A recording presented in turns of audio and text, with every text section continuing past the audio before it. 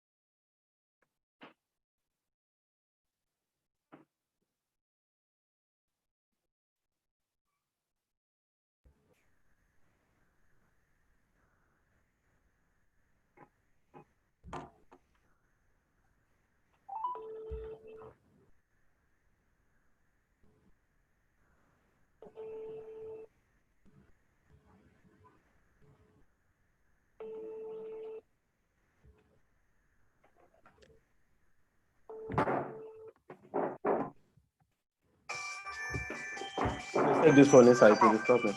You never joined, no, Prof? I'm about to join now. I'm about to join. It's after 9 now, so that you can start. Maybe you can.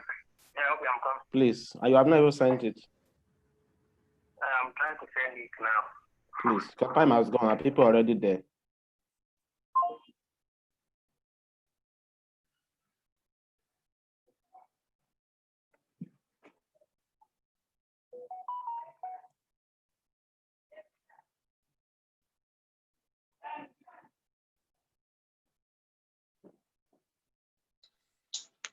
Okay, no, doesn't really.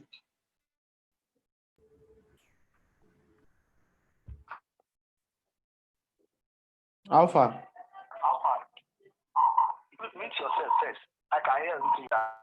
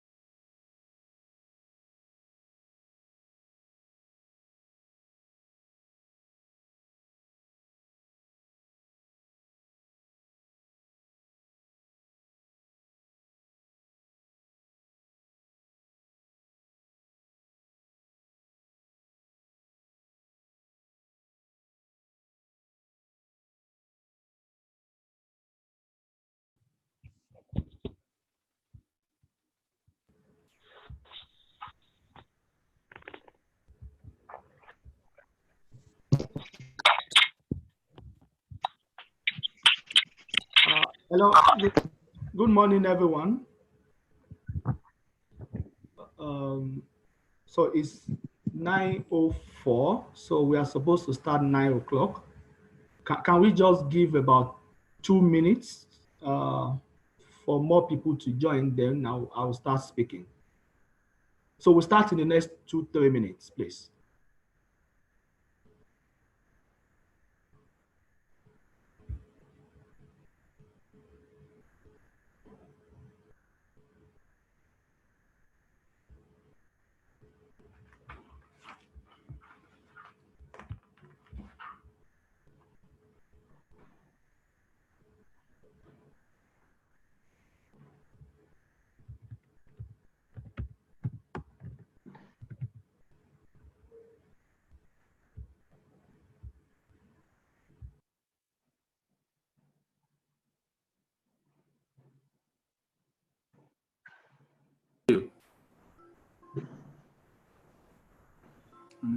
Lack of research in second.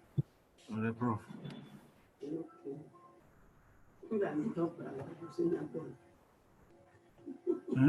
You go.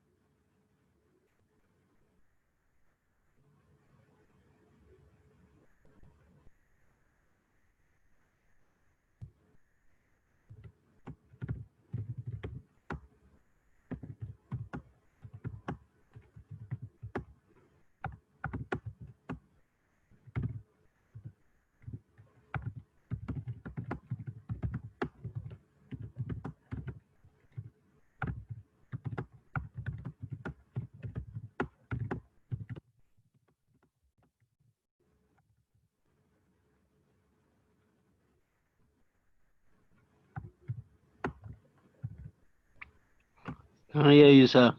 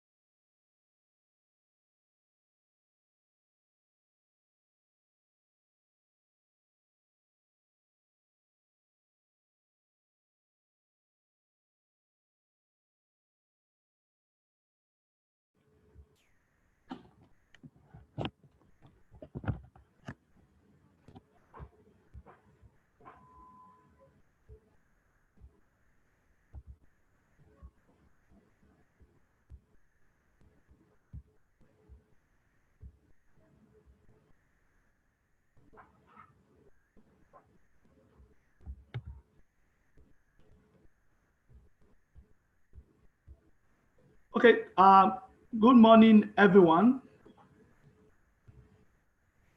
Let me use this opportunity to welcome each and every one of us to this month's edition in our lecture series. You are welcome. And I know many of us have been here for about 2 or 3 times that we've had in the past.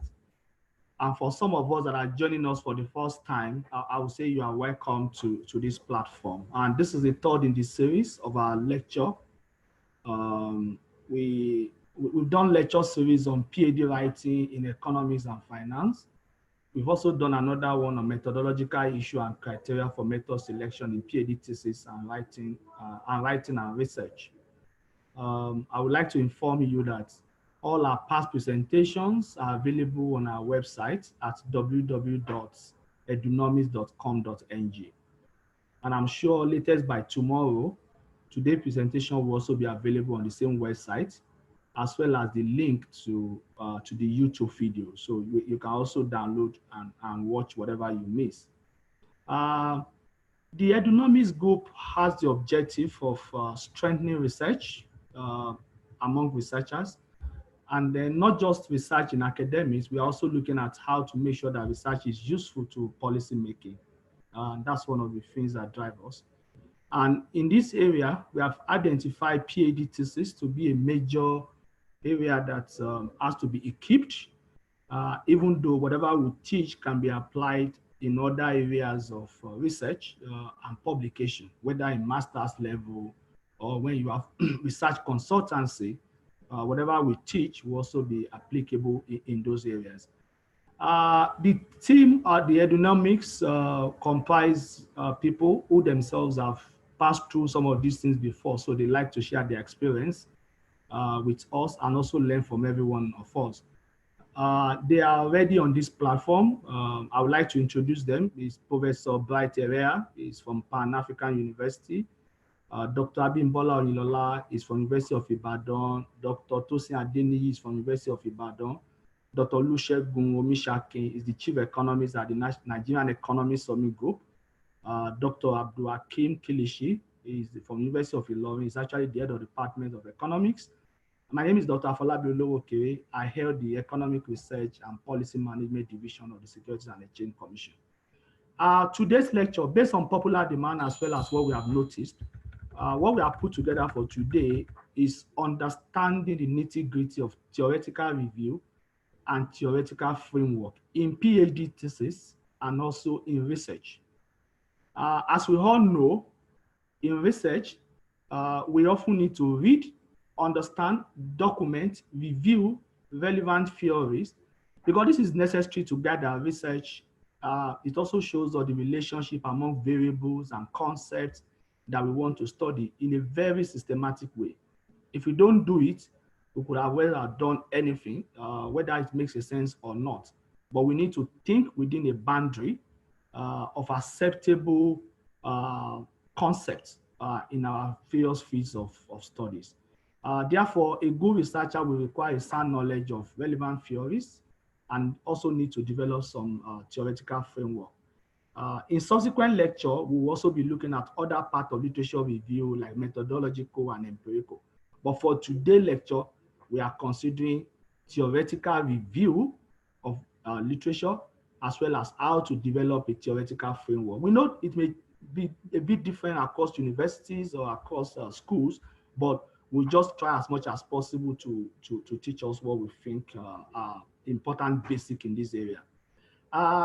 Before I introduce our main speaker for today, I mean, we are all used to this virtual meeting, so let's just have some few housekeeping. We are going to, all of us will be muted in the course of the meeting or the training. But if you want to talk, you can chat using the chats and we will see it. If you have questions, you can type them there. And I'm sure some of us, even among participants who have answers to questions, can assist us to answer those questions. I mean, nobody's an island of knowledge, so we all can share our knowledge from here. But if there are questions that are not answered, we are going to document them because there's going to be a question and answer session at the end of the lecture. And then if you have a question, the person moderating will tell you, you just have to raise your hand electronically, then you'll be unmuted, then you unmute yourself. So that's the way it will go. Please, having said that, let me welcome Dr. Abdulhakeem Kilishi. I think he's around. As I said earlier, he's the head of economics department in the University of Ilorin. Let me assure you, you are in a very safe hand. I remember we were together in a country, in one African country. Many of us were PhD students at that time.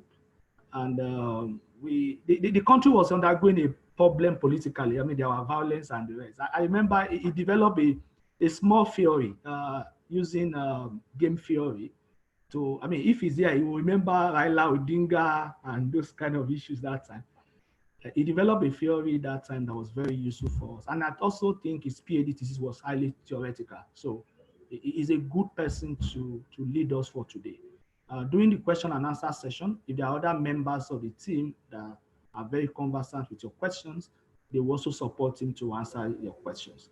So having said that, Dr. Kilishi, please, you have the floor. You are welcome, sir.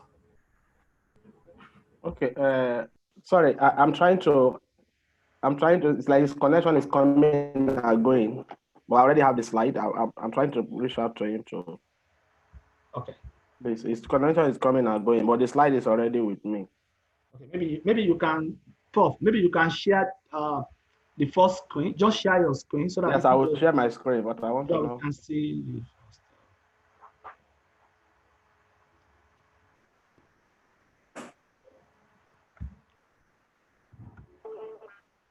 Prof, how far have you done? It's saying valid code. I'm trying to. Valid code? Let me try. I'm trying it again. No, it's Edunomics now, a small letter. Okay. But how come I can hear him? I can hear him. Yeah, because no, you can't hear him. He speak because my listen is on. Yeah. Oh, okay. Oh.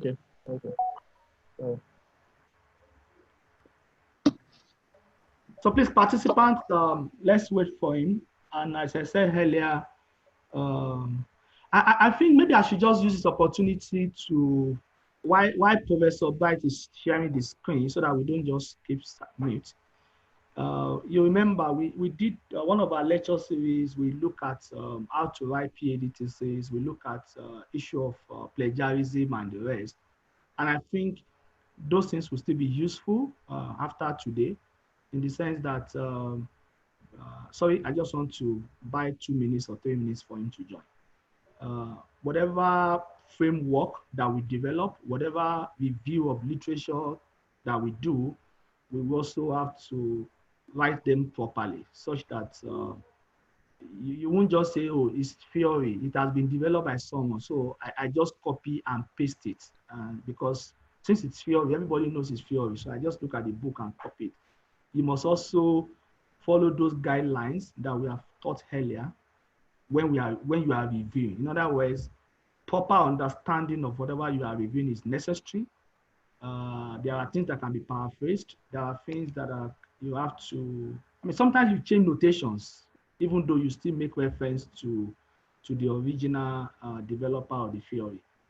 And it's also important, as we mentioned that time, that you need to make proper references. It's very important.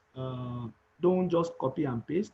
Make proper references, and your own contribution, you should be able to understand what you have contributed in whatever literature you are doing. Most of the times, people will say, oh, I'm the one that has done that theory because they copy it from somewhere and they are the first person to use it in the context of Nigeria or for a particular locality. That doesn't mean that you are the original developer of that theory. So you need to, I'm sure most of these things will come out when he's teaching us and making us know what to do. Dr. Tosin. Yes, sir. Yeah, I think you may want to say something on that while we are waiting for Professor Kelechi. Okay. Yeah. So once again, we're all welcome. Now our field, I'm assuming that the majority of people on this webinar are people in maybe economics and finance as their core fields. Now our field is one where the bulk of what we do as economy is actually what I would call testing theories. That's what we do. That's what the empirical economics is largely about. Meaning that whatever modeling or analysis we try to do is always predicated on some ideas about how our variables of interest interact within the economic system, and how that understanding helps us to then frame certain kinds of patterns in terms of modeling, and then testing certain hypotheses about which variables are important explanations for other variables and things like that. So central to that entire exercise is that theoretical anchorage of whatever it is that we are doing. So in economics, empirical economics, most importantly, which is what we do more than 90% of the time in this part of the world for our PhD thesis, we must anchor those models and all of our analysis on some understanding of the way those variables are related theoretically.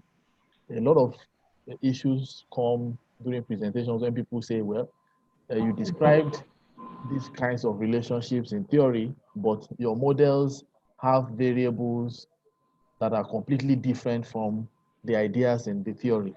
Okay?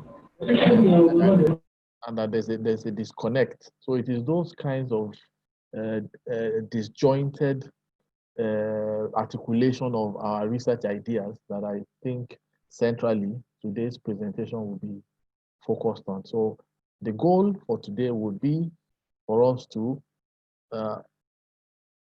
open up our minds to the importance of theory in empirical research in economics and finance, and then to go a step further to then make a few points about how we can, through that review of literature theoretically, come up with a framework which we can either adopt or adapt. Now, adopting and adapting, the letters in the words are similar, but there's a big distinction between these two. So in some cases, particularly in areas of economics where the theory is sufficiently robust in terms of the fact that it's able to show clearly, theoretically, the direction of relationship. Some theories can even give you an idea of the range of the size of coefficients and things like the marginal propensity to consume between 0 and 1 and things like that. Then in that case, if there's an established theory like that that helps your work, you can adopt it, meaning that you take it as it is, as the beginning point of your analysis, and then go ahead with whatever it is that you want to do, of course, referencing the original proponents of the idea. Adapting, which is more likely to be the case in most of our theses, is when you use that theoretical anchorage as a base, and then based on your understanding of your own economy and the way it works, and even your ideas about the nature of the data you are using, you can then make some adjustments and change some little assumptions about that theoretical base that you are beginning from, and then come up with a model or a description that is more fitting of the environment or the context that you are doing research in. A lot of times, the biggest challenge with our research is, and the reason why sometimes we say, when we send papers to some international journals and all of this, we face tough times, rejections, is because quite a number of times we do not sufficiently reflect the context in which we are doing that research. So if I'm doing a research on sub-Saharan Africa, and it's a macro research, and I get my data from WDI, and I see a paper published from Canada on the same subject, and then I say evidence from Nigeria, and then I exactly repeat the specification and everything in that Canadian paper, okay? And I come up with results.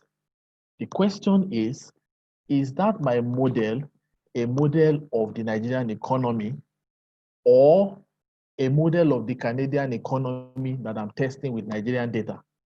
Those are two separate things, okay? So where we can show value addition and where our ideas will come out stronger is where we are able to demonstrate that we have sufficiently reflected the context in which we are doing that research in the modeling. And that will be clear to any objective scientist anywhere or any objective researcher who is assessing what we are doing. So those kinds of little subtle ideas, I believe, would be central to our discussion today. And during the Q&A, we will be available to the best of our little knowledge, respond to questions based on experience, and we hope it's helpful. Thank you, Dr. Loke, for the time. Oh, that was very great. Thank you, Dr. Adeniyi. That was very, very useful. I was also making a note and learning from that. I think, I mean, that's just to whet our appetite to know. I mean, if we just do that, there will be a lot to do when we are doing a proper lecture. Thank you very much. While we still are waiting, I saw something here now, although we are not in the Q&A session yet, but someone, I mean, you know that this person called Chidi Olunkwa, he probably came to the platform, I mean, even when we have not started asking questions, but let's just look at one thing here. I mean, we can gain something while we wait for Dr. Kilishi. The person was asking that he has been looking for theoretical framework that can link financial integration, technology, and manufacturing sector. Let me just address this issue in about 4 or 5 ways.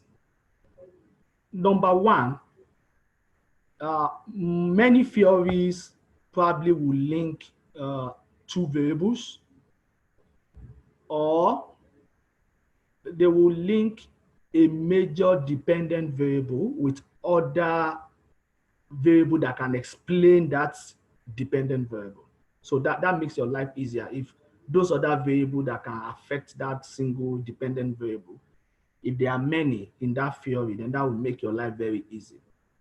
But there are situations whereby a single theory may not link all the concepts, or let me call them concepts because I don't want to call them variables, because sometimes what you call financial integration can just be a concept. You later define it. There will be different definition, there will be different measurements, and there will be different variables coming out of a single concept. So financial integration can be measured in 1001 ways. Technology can be measured in 1001 ways. Manufacturing sector, for instance, so that can be measured in different ways. For instance, financial integration can, the usual financial integration can be how stock markets indices could move. It can be correlation between stock market indices. So what happens to Dow Jones, what happens to Osha index in the case of Nigeria, what happens to S&P 500, what happens to FTSE. Somebody may say that is my measure of financial integration when they move in the same direction. Another person can say financial integration is when people can seek credit from another jurisdiction by raising Eurobond. Nigeria has done quite a number of Eurobond. There are corporate Eurobond, there are sovereign Eurobond. Somebody can say integration is when foreign investors invest in the domestic economy. There are theories around that which has to do with international capital asset pricing model. There are people, there are this in Atlas and Dumas in 1982 or something. There is the circle model. So there are quite a number of things that speak about integration of markets or pricing of assets. In other words, integration can be measured in different ways. Technology can be measured in several ways. I mean, technology, is it going to be number of internet users? Is it going to be the size of technology, GDP? I mean, the component of GDP in Nigeria that is technology based. Is it going to be fiber, whatever? Is it going to be government expenditure on technology? There are a number of telephone lines. There are quite a number of things that you can use to measure technology. When you also say manufacturing sector. Can you share the screen? Can you share your screen?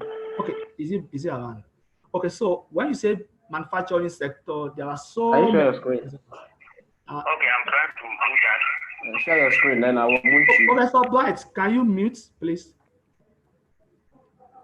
Okay, so when it's manufacturing sector, are you interested in the outputs of the manufacturing sector, or in the productivity of the manufacturing sector, or in the employment of the manufacturing sector?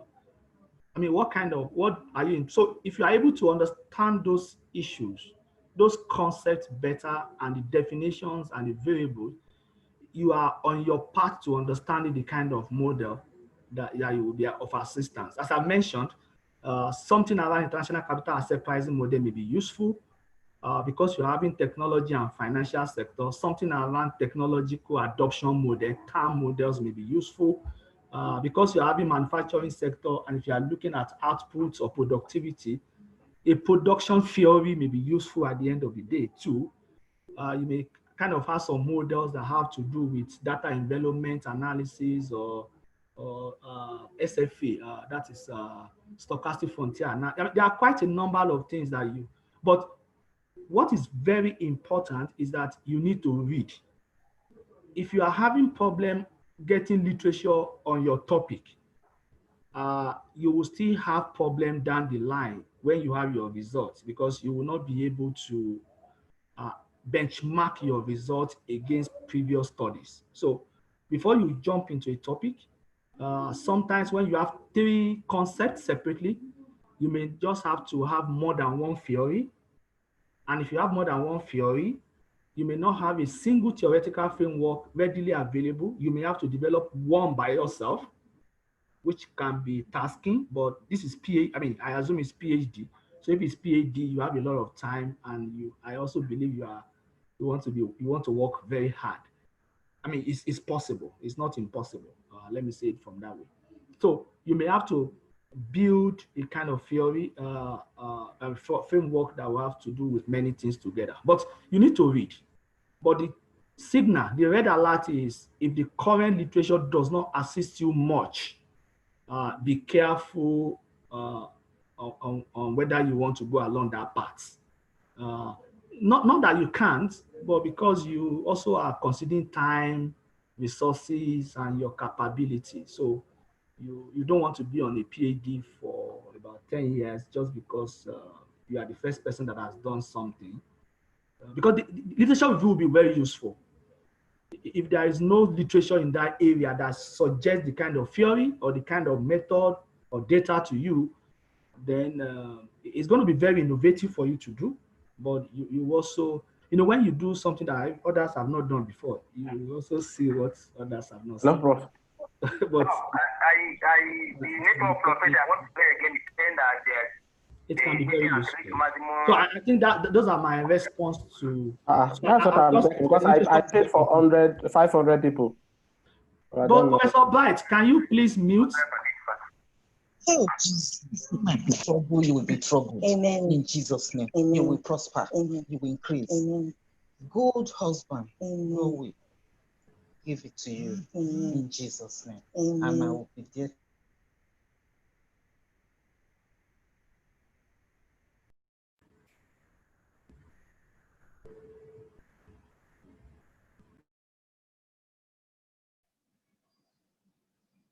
You're muted. Maybe they muted you from there.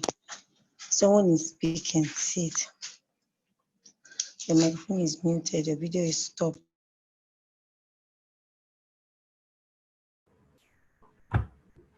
Hello, please. The person using GIONEE.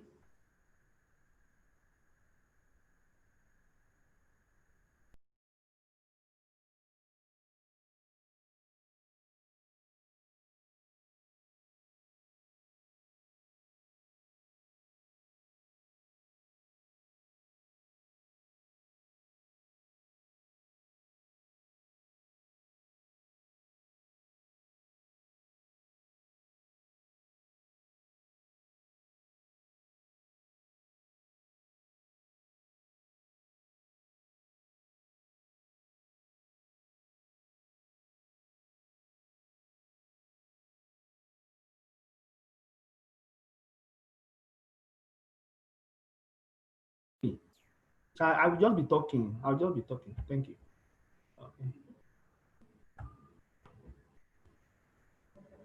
Okay, so I think those are my observation on that particular thing. But it's a good topic, but you just have to know what is available.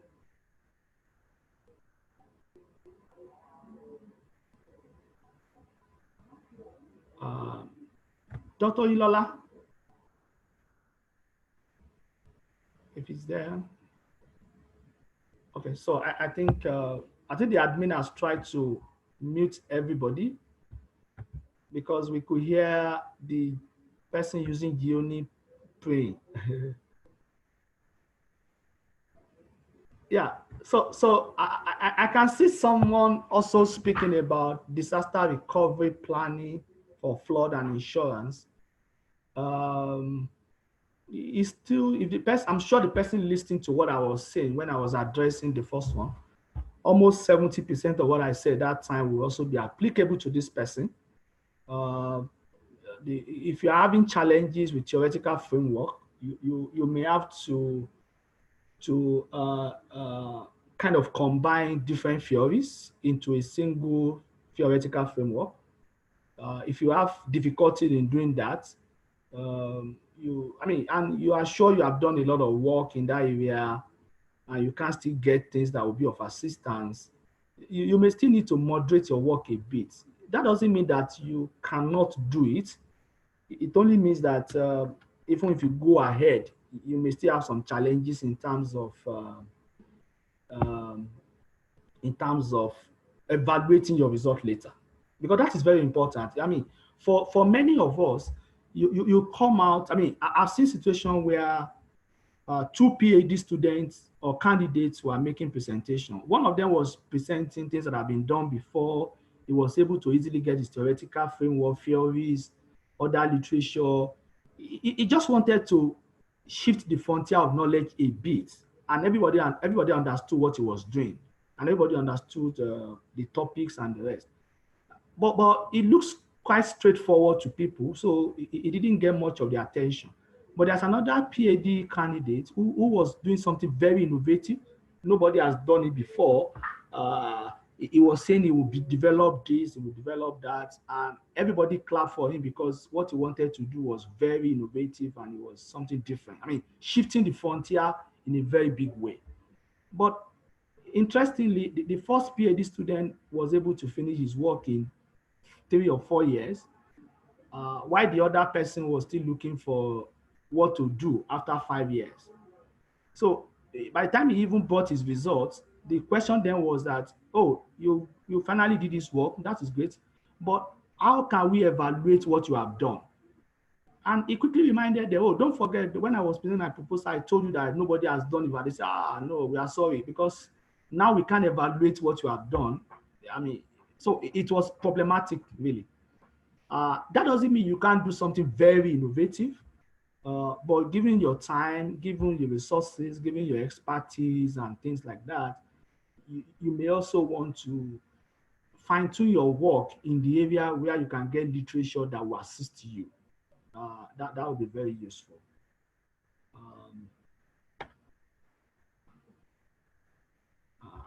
I've seen, sorry, I may be the only one speaking because I think for now, while we are expecting him, the admin has muted everybody. So I don't have an assistant, so I just have to be talking.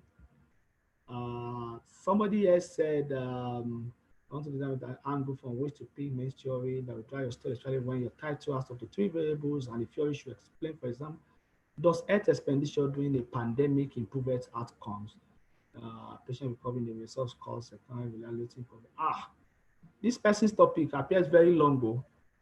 That is, who is this person? The person is, name is Gabriel Oduyemi. Said, does health expenditure during a pandemic improve health outcomes, patient recovery in a resource-cost environment, evaluating COVID-19 health spending in an African oil-rich country? That's the topic itself is mouthful.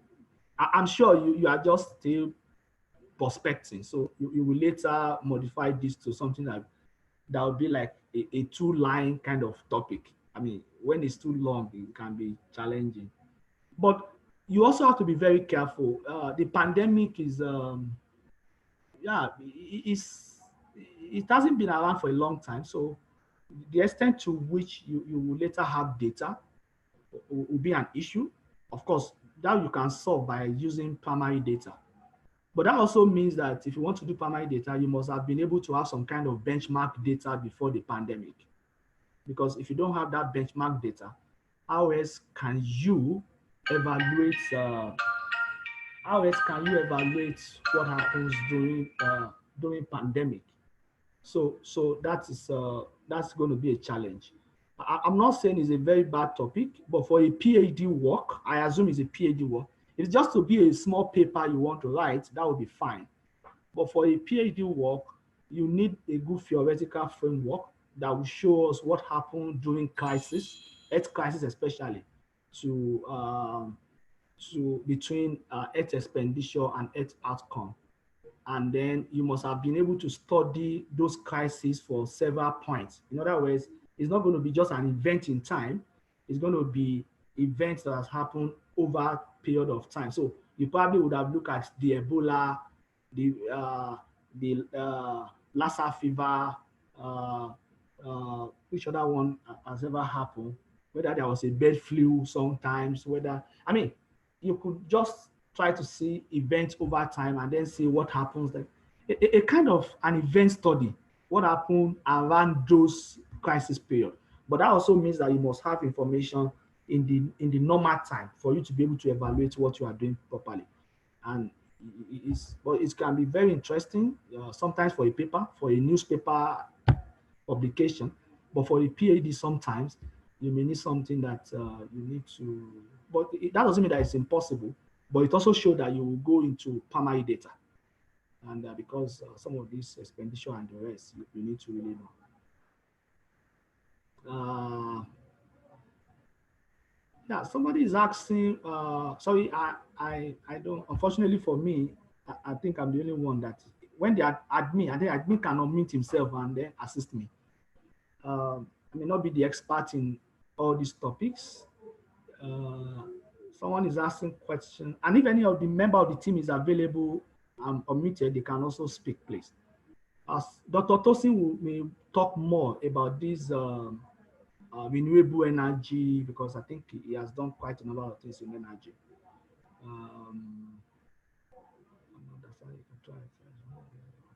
Okay, so somebody just answered somebody's question. That's fine.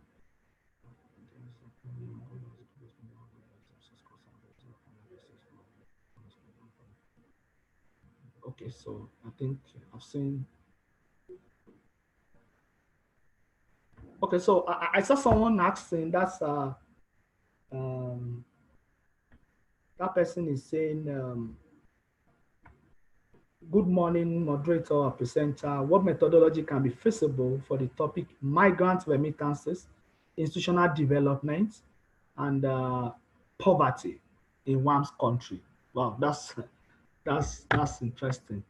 But I think data on migrants, let's start from data first. Data on migrant remittances is available, right? So if you check the balance of payments of all the WAMS countries, you will definitely see the data on migrant remittances.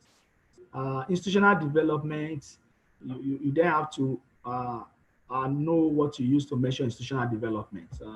Is it going to be, do you want to, sorry, I'm coming from. Professor Kilichi is around now. Okay, so. Prof, can you share your screen? Okay, so while he's sharing the screen, institutional development, do you want to use the World Bank governance index, and kind of, there are so many of them around. Poverty, yeah, poverty data, but you know, most times poverty data. Prof, you want me to, okay, you can share your screen and go ahead. Poverty data, you see them one after 5 years or one after 10 years. So data can be a major issue, but just as I said earlier, methodologies, theories, and the rest, as the speaker will later show, is very important that existing literature guide you. If you are at this level, having studied, having gone through the literature, you are still having problem with what literature can assist you to do, you may have to consider, do I still want to go ahead, or I want to do a bit of modification to what I'm currently doing. I think Dr. Kilichi is around. Dr. Kilichi, you are welcome, sir. Please, can you unmute him? Let him respond to me. Then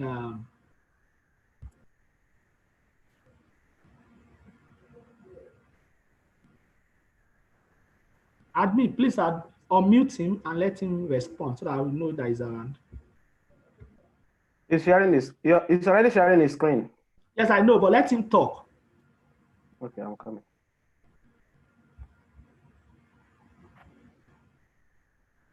Professor Kilishi, good morning. You can talk. You can talk. It's unmuted. Professor Kilishi, can you hear me? Good morning.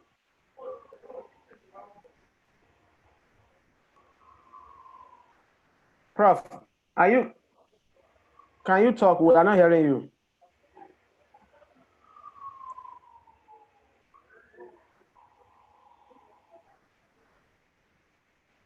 So I mean that's just so. And Prof, can you talk? Let me call him directly. I don't know. Okay, please. And just when you are calling me, you can mute your own. You can mute your speaker. Okay, so and then when we say WAM's country, you also must know, just as Dr. Tosin said the other time, the theory that you are going to be using, is it going to be a regional theory or a single country theory? And will it also be a cross-sectional theory or a time series theory, or a theory that doesn't really mind the dimension, whether this is time series, cross-sectional, or longitudinal? So that would be very useful. But what is important is, in the course of us also doing this kind of research in the past of our PhD work, we found out that knowledge is in books. When you read, quite a number of things are very revealing. As a student or as a researcher, I mean, you define a very narrow area, very, very narrow, but you go very deep and ensure that you read everything in quotes. Somebody will say, can you read everything? But if your area is narrow enough, you can actually read almost all the relevant things in that area. In the process of doing that, you will definitely see a guidance in one way or the other. And if you have read very well, even in other areas that you have not seen specific guidance, because there can be guidance, in the area that you have not seen specific guidance, you have been knowledgeable enough to be able to tie loose ends by yourself. So that's what. So I suggest reading. Reading can be very useful to people. Dr. Kilishi, okay. Somebody is saying, thanks for the overview of the. Does exchange rate matter on gross private capital formation in Nigeria? I need your theoretical framework. I need your theoretical framework and methodology. No, I don't have a theoretical framework personally. I've not developed one. But I think I understand what this person is saying, that he's trying to look at the study of exchange rates and private capital formation. I guess your definition of private capital formation is actually investment, right? I want to believe so. I'm sure it's not capital stock, it is investment. So you are trying to say whether exchange rate matters for investment. Definitely, you will see many theories, many research in that area, trying to look at, because sometimes if you are browsing, these days we browse, I mean, few people go to the library. If you are just saying gross capital formation and exchange rate, you may not see much. But if you then say, what is even my gross capital formation? What am I using to measure it? If it's going to be investment, in the case of Nigeria, that investment will be gross fixed capital formation. But when it's gross fixed capital formation, which is the data that will be supplied by MBS in the national accounts under the expenditure approach, you still have to net out government capital expenditure so that you have private investment from that. And that private investment will comprise both public, private, domestic and foreign, because FDI will also be part of that. So you may later want to say, my private, is it going to be private domestic or private generally? So if you define all these things properly, definitely, especially if there is foreign components of that private capital formation, foreign investors, I mean, you all know, exchange rate is a major determinant of FDI. And FDI is a portion in that private capital formation. It's only if you net out FDI from private capital formation that it now becomes private domestic capital formation. Then you then know that exchange rate will not go through the foreign investor. Exchange rate will now go through the domestic investor themselves, And then you start looking at what alternatives do they have. Because domestic investors themselves can also invest abroad. Some of them can invest even in financial instruments. And most of these things can also be fixed investments, even though they are financial instruments. So the company can use the money for fixed investments, depending on whether it's portfolio or direct investment. So, but I'm sure there are a number of theories, there are a number of empirical studies that can guide you on the relationship between investments and exchange rates. Okay, Dr. Maybe I should help him to make the presentation. I don't know, his network, I don't know what is the problem. I think you can go ahead, please. Please, because of our time. Even though I'm not the writer of this thing, I should be able to talk, to eat slowly, because I'm not the writer, but at the end, we'll be able to answer a number of questions. So I want to welcome us to today's presentation. Sorry. Professor Pat, please, before you go ahead, some are saying there are many people that can't join because yes, I don't know. In fact, so many people have contacted me. I don't know what happened. The subscription is for 500. Okay, maybe it's aligned just 100. So it has never given to the settings. If the setting, I went to the setting, they said I must contact sales or something, and I sent them a mail because I don't know why it's giving that problem. It has never given that problem before. Okay, so for us that are on this, please let's be patient. If it's taking 100 maximum, all other colleagues that we have, we can later share the presentation as well as because so many people have sent me mail, and I'm wondering what happened. So, but I can't explain it. So let's just proceed. Prof, you can continue, sir. Okay, so I want to welcome us to this presentation. My name is Perekuna Irea. Sorry for the delay. Our colleague, Professor Kilishi, was supposed to make this presentation, and he prepared the slide, but his network and some other technical issues is preventing him from logging in. So this morning we'll be looking at theoretical review and theoretical framework. And I thank God that some of the questions that came in have been answered by a number of people. But at the end of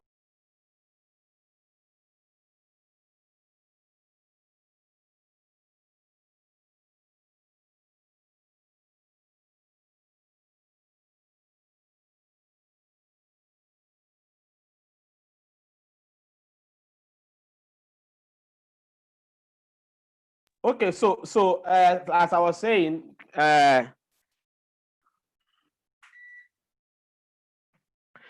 this is the outline of his presentation. It wants the background, general observations, why literature review, understanding theoretical review, what is theoretical review itself, why theoretical review, some common errors that you find in reviewing, how to do theoretical review, understanding theoretical framework, why theoretical framework, developing a theoretical framework, and then linking theoretical framework to the model specification. Those of us who are PhD writers or currently writing about writing, the first thing you do is that you sit down and read so many books. You have so many books to read. First and foremost, you must read. Reading is the number one thing. You can because you are through the program. We are talking about some, proper depth of the literature that exists, both theory, empirics, and some methodological issues in that area. And so the first thing you have as an assignment is to read so many theses, so many literature that you come across. Okay, so general observation about on literature review. One, in most cases is unnecessarily lengthy chapter. Unnecessarily lengthy chapter. You just see people just review. Sometimes it's unnecessarily lengthy, and most times it's so lengthy that it is even out of context in terms of review. Most materials do not have direct link with the subject. You can't do a review that does not have direct link with the subject. You must do a review that has proper and direct link with the subject. I've seen, even so many reviews in so many works, and I just find that somebody is doing something on, for instance, the impact of maybe foreign direct investment on growth, but is reviewing papers that are not related to the two concepts, FDI on growth. Or let me say the person is doing the impact of FDI, on doing the impact of FDI on, let's say, on the environment. You see the guy doing the literature review on the impact of FDI on growth.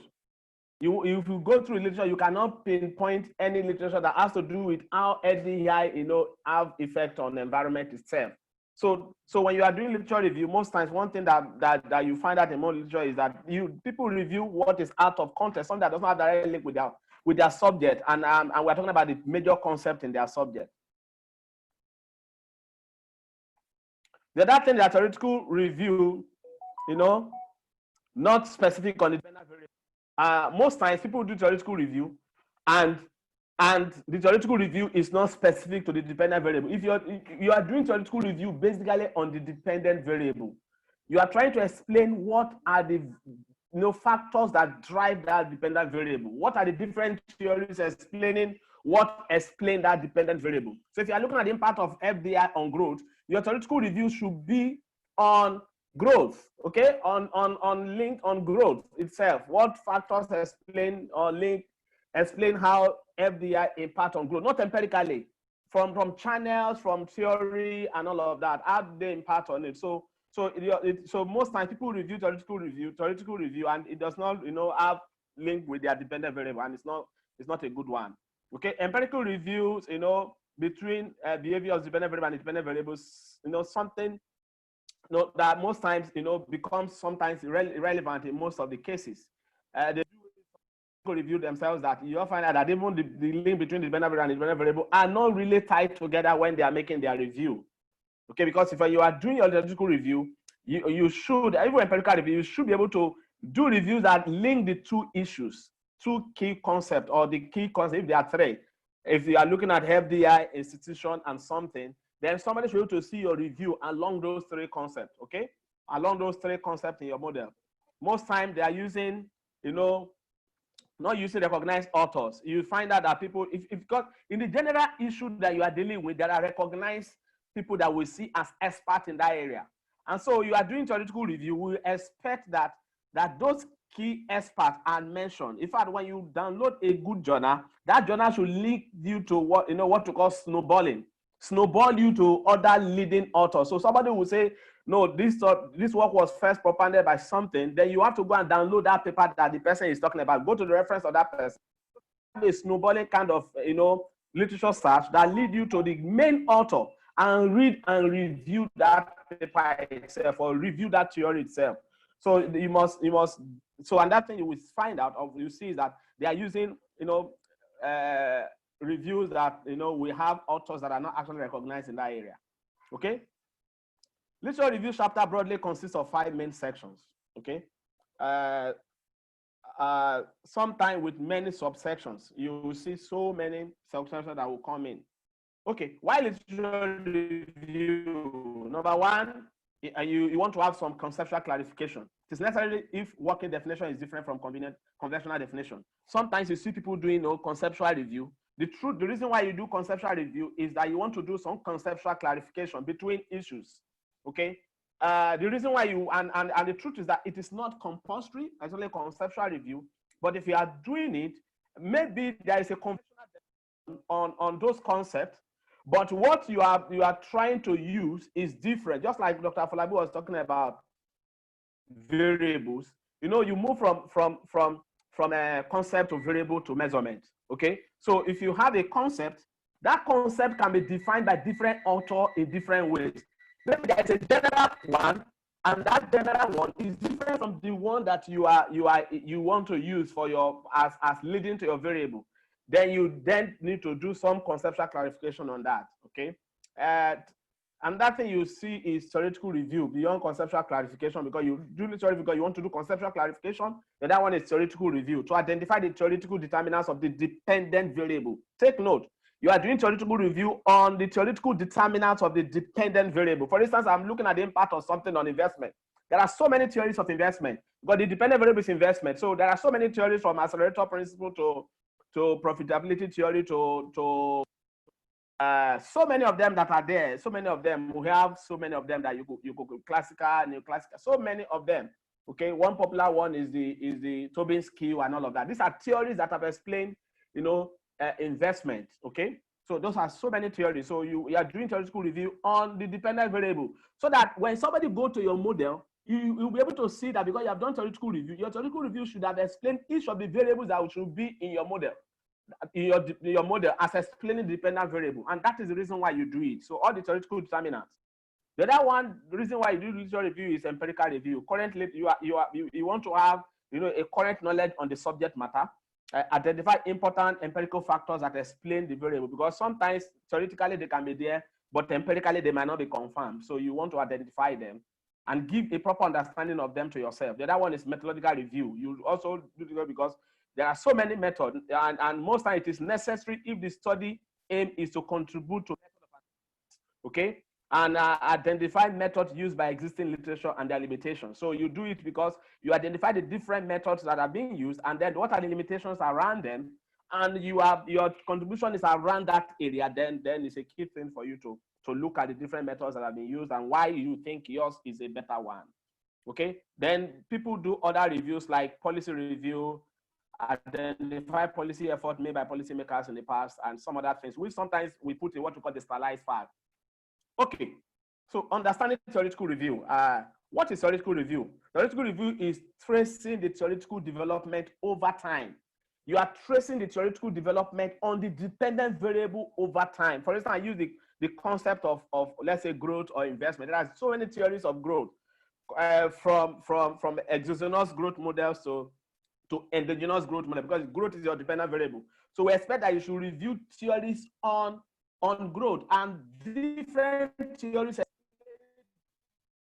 variables that impact or explain growth would have been out there. So you are tracing a theoretical development over time on that dependent variable, factors that explain it. That is the reason why that is what theoretical review is all about. Okay, why theoretical review? You identify the theoretical connection between the variables. Okay, so if somebody look at a theoretical review, there should be a connection between each of the variables that basically that come into your model or that actually explain your dependent variable. You are providing a theoretical connection between them. Okay, that is the reason why you do it. Because even without doing, if somebody reads your theoretical review, you already have a better understanding about so many factors that explain the dependent variable.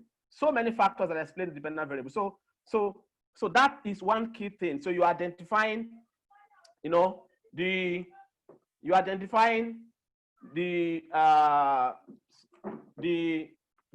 many variables that actually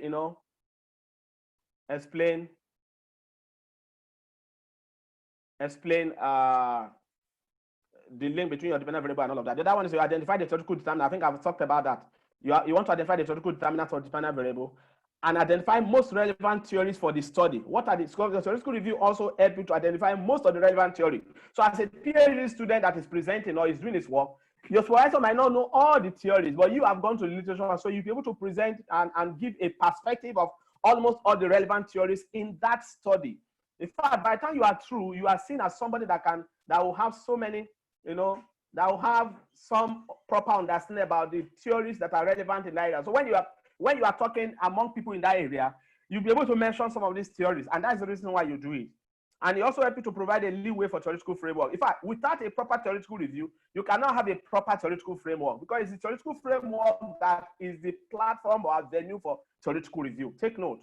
So theoretical review gives you an understanding about the existing theories in that area, and from the theories, you can be able to identify which theory among them is most useful to your study.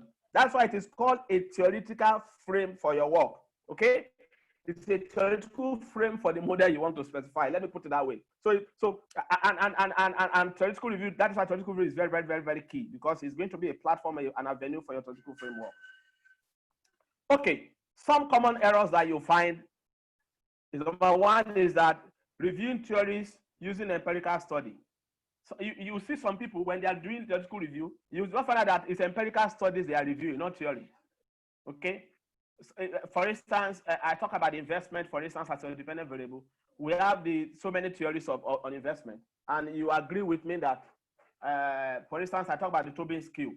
Tobin's Q was propounded, and the theory talked about how the value of share will as a ratio of its replacement cost. And then that theory began to explain why, average Q and then the marginal Q and all of that, and how, shares prices have a way to explain whether the firm is doing well or not or something. So that is a theory. It explains the theory of investment from that angle.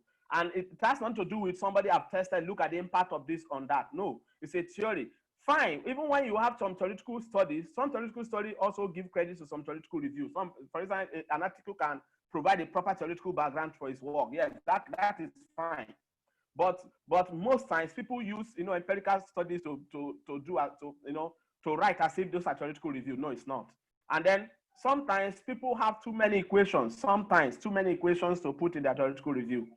Then too broad to make any specific relevance. In fact, if you look at some theoretical review, there are so many broad issues here and there, and you cannot specifically pinpoint to a specific direction of what are saying concerning that issue. That's one thing that you also find as common error. Okay, how do we review theories? Number one, you evaluate relevant theories. Number two, you read original papers of authors who propounded the theory. Take note. Number one, you evaluate relevant theories. Number two is that you must read, original papers of authors who propounded the theory. Take note. And most importantly, theories can also be found in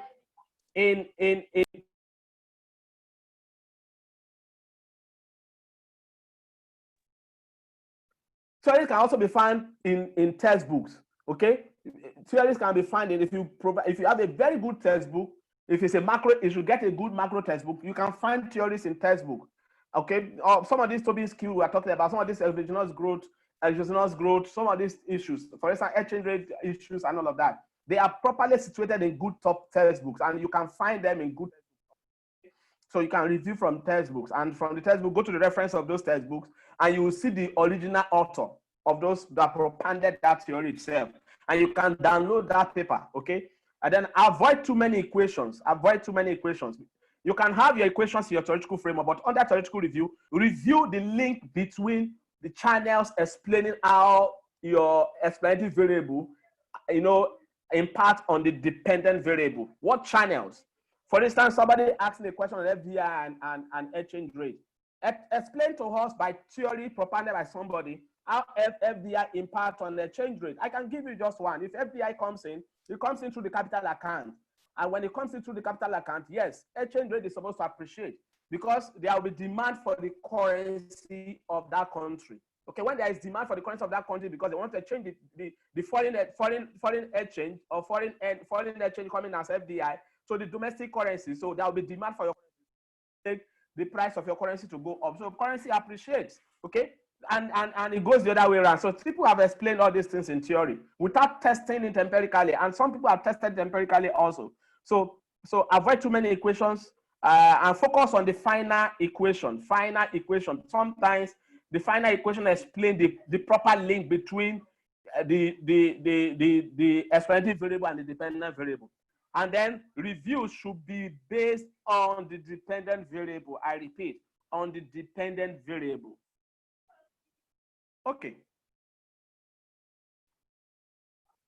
Understanding theoretical framework. Okay. Why theoretical framework? One, it helps you to conceptualize the problem. Okay. I remember when I was doing link between foreign capital and domestic capital, and my interest was whether they complement or they substitute each other. And I needed to link, the inflow of FDI to domestic capital, and I look at the broad theories here and there. Some talked about the fact that it can crowd out domestic capital through sterilization by the central bank. Some talked about the fact that if the domestic capital, what you call capacity utilization or capacity human capital is low, then foreign capital coming in will not benefit domestic capital because the domestic human capital is very low to absorb the technology or whatever thing that is coming. So these are the issues that have been discussed, but I needed a mathematical way to tie them up. What I look out for was I was able to see a growth model that do a derivation, and from the growth model, they said at the long run, they explain how investment can be equal to at the long run equal to output or growth or something. And then from that theory, because from the growth perspective, they bring in foreign capital, do a derivation to do a steady state of it, and then equate the two of them, and then bring in the foreign capital as a mathematical equation. So you are trying to conceptualize the problem in terms of how the exponential variable, explain the dependent variable itself in a general context of what is applicable in despite the country, the different channels through which that can happen. The other thing, I provide solid foundation for the study. A theoretical framework give you a proper, it's only for empirical work that you're going to use a model. It gives you a solid foundation for the study. It provides rationale for the model. In fact, if somebody sees a theoretical framework, there must be a connection between that and the model. Most times you see people have so many mathematical equations, and if you ask them, they could not even explain the step-by-step approach to which they arrive at the final equation that lead to their model specification. That should not be. And one thing you also find out in people, what you see in people is that some PhD students is that they just look at somebody's theoretical framework and then add a variable to it and say that's a theoretical framework. That's not a theoretical framework. If you have to have a theoretical framework based on the realities of your country, then you go to the assumption of that theory, relax that assumption that is applicable to what you want to do, and resolve that equation, and then specify a model from it. But when you are resolving, you are also not just resolving mathematics, you are also explaining the links from words. You're also explaining the links, okay? So it provides a rationale for your model. It helps to avoid arbitrary model specification. I think it's the same thing. You see people that have theoretical framework, and if you look at it, one that is common is people that do study on growth. Every person you see on growth, most times you want to say they are using the AK growth model, or sometimes they call it the Cobb-Douglas growth model, and it was McHugh that now later reworked it or something. When you look at it, it does not have any connection with the model specification, and sometimes it does not even have any connection with the theory of the original person. Explain that theory itself. I would advise that get the original person quoted by the author that you have seen from the work that is giving you that guide. Go to the don't rely on that paper that is using that theory. Go to the original theory by itself and read it thoroughly to understand the channel and the issues before you be able to see whether you can either remove a model, a variable, or add a model. If you don't do that and you rely on sometimes some papers that you see on Google are papers by these authors that don't even understand the theory, and they just specify a model and add a variable and say it is from McHugh. Whereas if you go to the McHugh paper, that's not what McHugh did. If you look at even the empirical specification by McHugh itself, which is tied to its theory, and then and look at their own, maybe McHugh is using per capita GDP growth. They are using economic growth. They are two different things. You see per capita GDP growth as a function of certain variables. Because that was the theoretical framework that led to its specification. But you see people saw that they will still go and be using to be GDP growth, not per capita GDP growth. Because he has explained, for instance, solo growth model is aimed on per capita output, okay, as a function of per capita capital per labor, okay. So if you are using per capita output, then we expect that your capital should also be capital per labor, because it is Y over L. And then you use solo, then the person go ahead and start using economic growth as in GDP growth as a dependent variable, and then have the same variables like solo at the right hand side. It doesn't follow. So it must follow into the theory and the specification, because the derivation and the explanation behind the theory is based on that specification, or is leading to that specification. So avoid arbitrary model specification, okay? Developing a theoretical framework. How do you develop a theoretical framework? One, you identify most widely used theories. I think I've said that. There is no dependent variable. If you go to dependent variable and you just on the dependent variable and say, for example, you can say theories of investment on online, theories of investment or theories of growth. I will see so many papers that have done them. And I will also advise that please don't just go to download any paper from Google.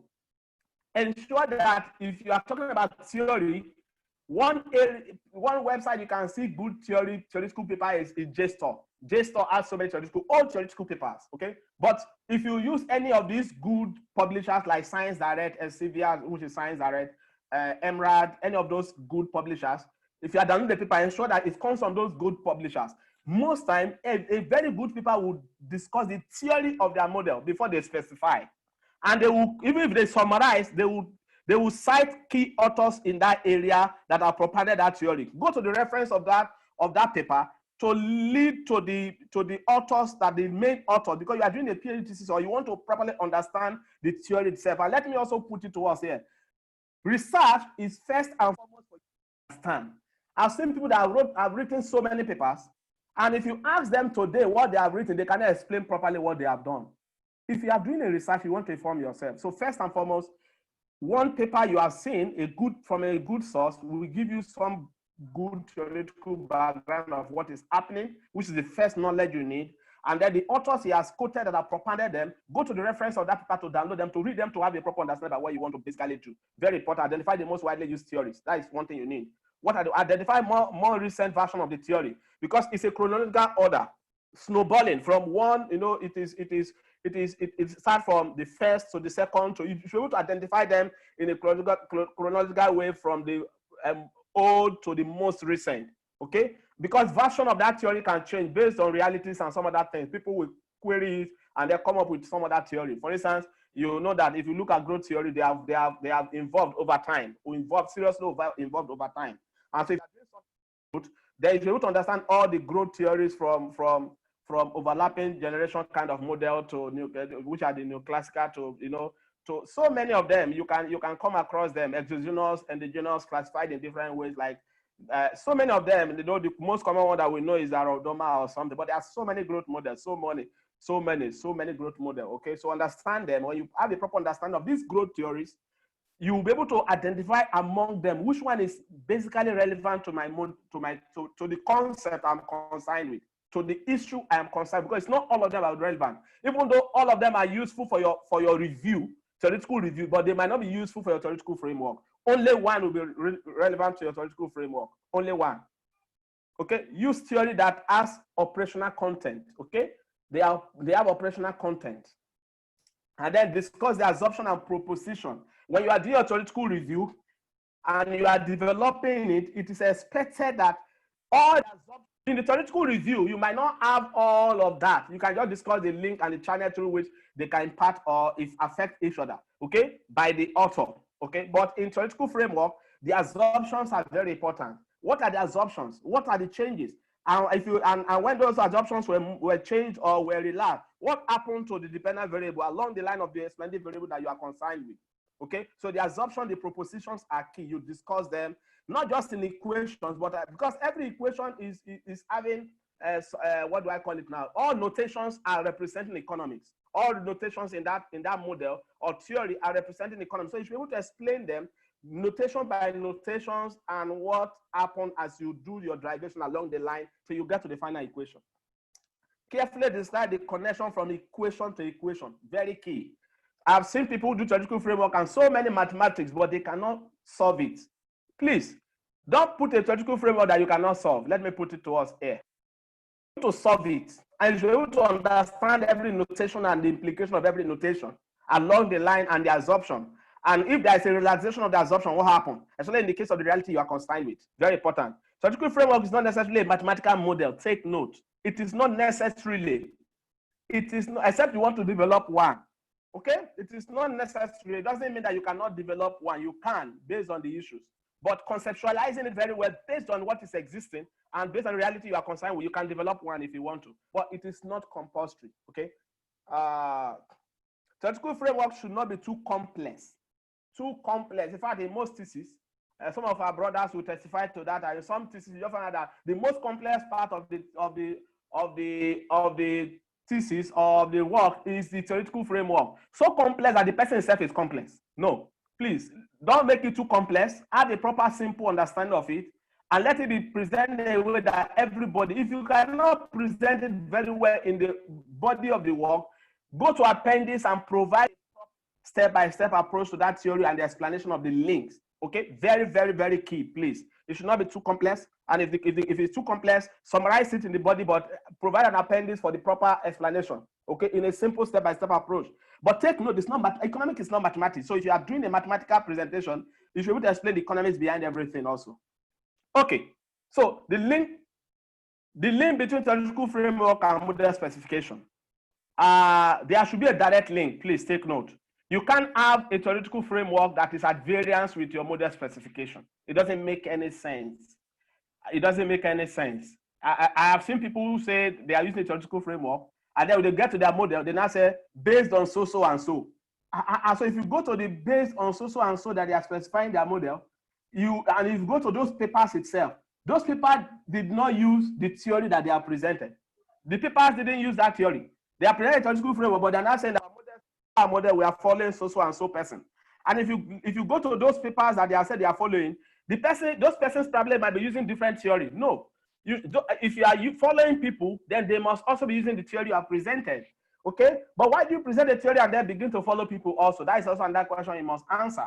And then don't just in your specification and say, because of Nigeria case, I am adding exchange rate. No, you have not added anything to that theory, because you must be able to explain, going back to the assumption, why adding exchange rate to that theory can change the dynamics of that model or that theory vis-a-vis to the reality, and explain what the outcome, what outcome is expected. So there should be direct link. Okay, the dependent variable is clear from the theoretical framework as you are presenting it. It must be very, very clear, so that when they get to your model specification, from your theory they see that the dependent variable is already there. There must be a direct link. Okay, the dependent variable is clear from the theoretical framework, very, very clear. Not that theoretical framework that are using per capita GDP, then you now have a growth or GDP. GDP is not per capita GDP. So the theory must be linked to the dependent variable. Then the baseline model should be identified. From the theoretical framework, it should be properly identified. Okay, and then the nature of the relationship is properly explained and must be understood by the writer and even for the readers. That it must be clear, it must be well explained. The link between, you know, the relationship of the concept. For instance, somebody say, I met somebody recently, and he asked me that the lady was concerned with trade flows and environment. That was the topic, trade flows and environment. And the first question she asked me was that she's looking for the most, you know, recent method to use. As a PhD, and I said, I don't know any most recent method. There's no method that is most recent. And in the first place, method is not research.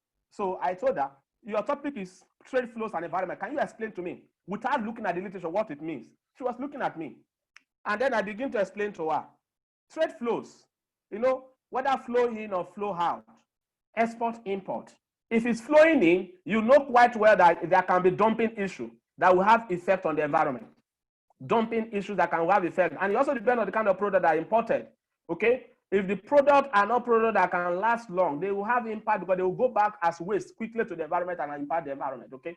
But on the export side, as your export increases, production increases, and then you are impacting the environment.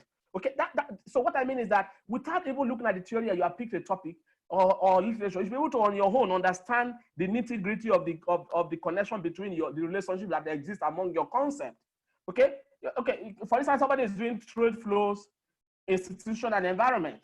Okay, which means that the effect can on environment can be the strength of our institution. So if our institutions are very strong, it will be difficult for us to import any product that can just come and quickly go as waste to our environment and impact our environment.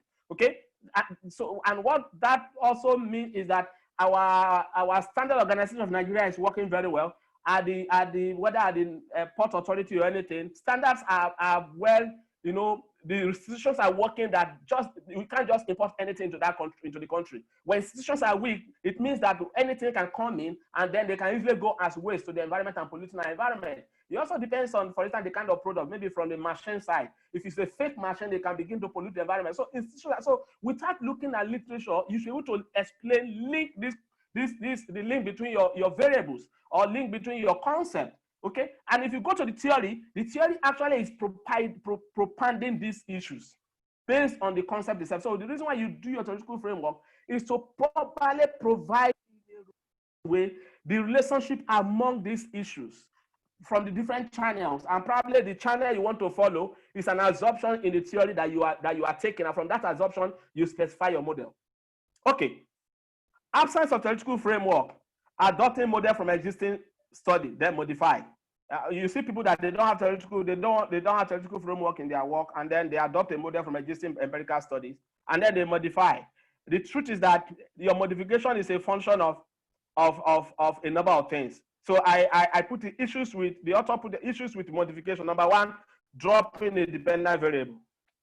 If you want to drop a dependent variable, you have to be very careful, because the explanatory variables at the right time are a function of the dependent variable. Like I said, you are looking at the impact of something on growth, and the person used per capita GDP as a theoretical framework to specify that model. Then you cannot just go and use GDP, because its explanatory variables are linked to per capita GDP, not to GDP, and not to economic growth as a measurement. Okay? Growth is a concept, but there are different explanations of growth, okay, which we call concept to variable, okay, and then growth can be measured in different ways, and then to measurement. So you must understand the nitty-gritty of the dependent variable, and you don't just drop a dependent variable. If you are dropping it, then and you are picking a different ones, and you are still following the same person, then you are at variance with that person, what that person is doing, okay, except you see another work who now use either GDP growth or normal GDP as his dependent variable, and he explained the theory behind why he's using that, then that you can stand on that.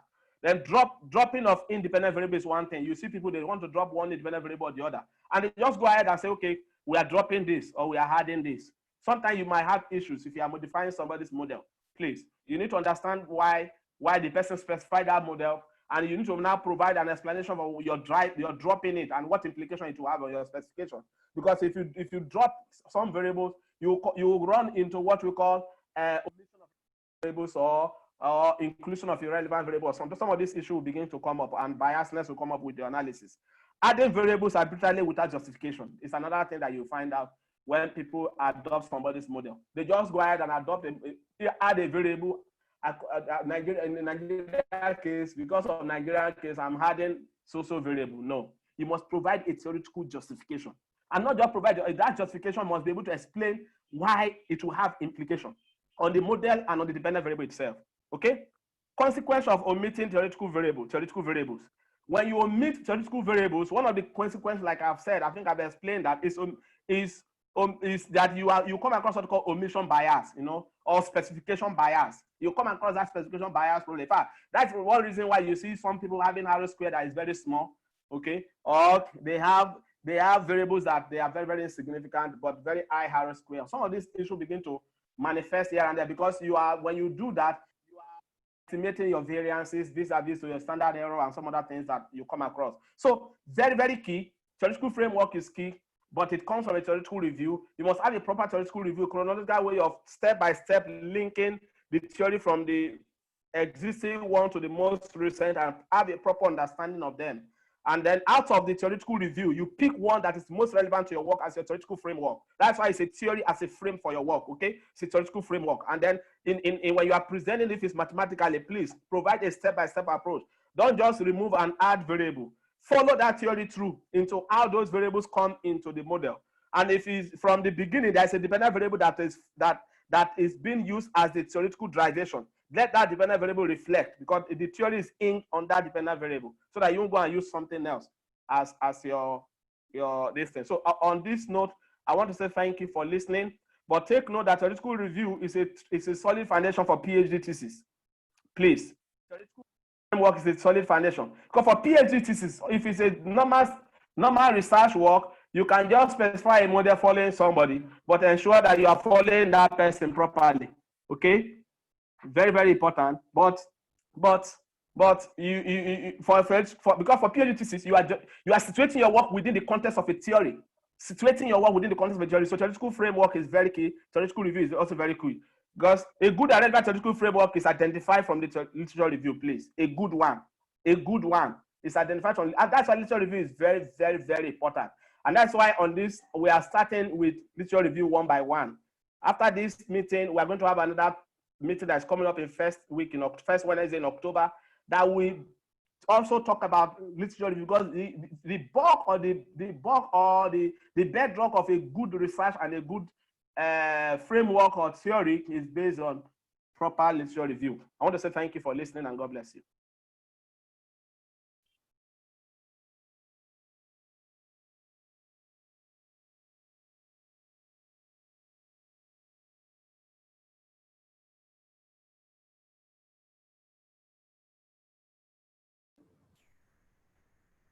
Okay, so Dr. Afolabi, you can take over.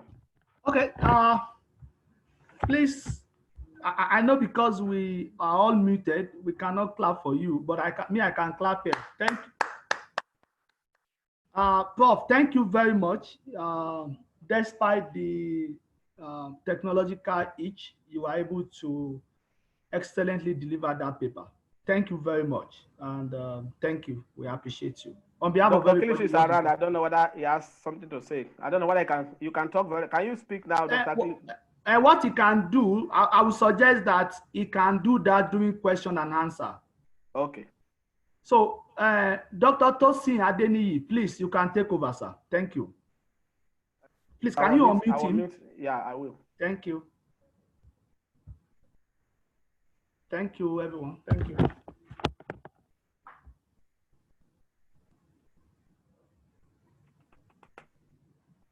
So, once you unmute you, Dr. Tosin, you can unmute yourself. Yeah, yes. So okay. You are on. I think I've done that. Thank you. Okay, so can you hear me, please? We are hearing you loud and clear, sir. Oh, excellent. Yeah, so I was trying to clap from this end also for Professor Ereha on that very detailed and very insightful presentation.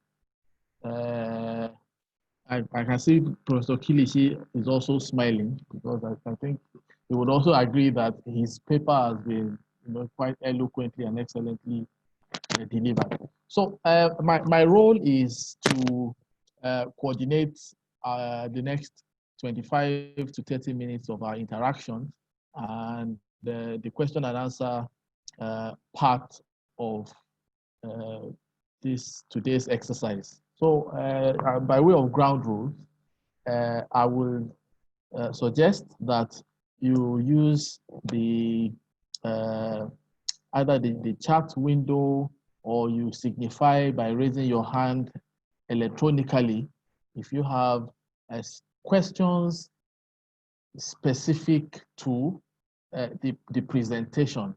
I emphasize that because it might be more helpful if we begin with questions that are directly related to issues on this presentation. And then if we have some more time, eventually, we may go to other questions that are very important as well, but are not directly centered on what we are doing. So I would, so that we can put this in bits that we can deal with easily, I think I will take the questions in batches.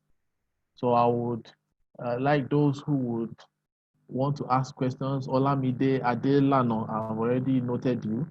The first Can person. they just raise up their hand? Yes. Electronically, yes. So when you mention the name, I will unmute the person. What do you call the person? Okay. So the first person is Olamide Adelano. But Prof, I was hoping that we can get about 2 or 3 to go first. So that the process can also be. Olamide did not raise up hand though. She did. Okay, so I will unmute the person now. Yeah. Olamide, unmute yourself. And then you can... Abi, or she send it by. Can you unmute yourself? Olamide Adelano, please unmute yourself.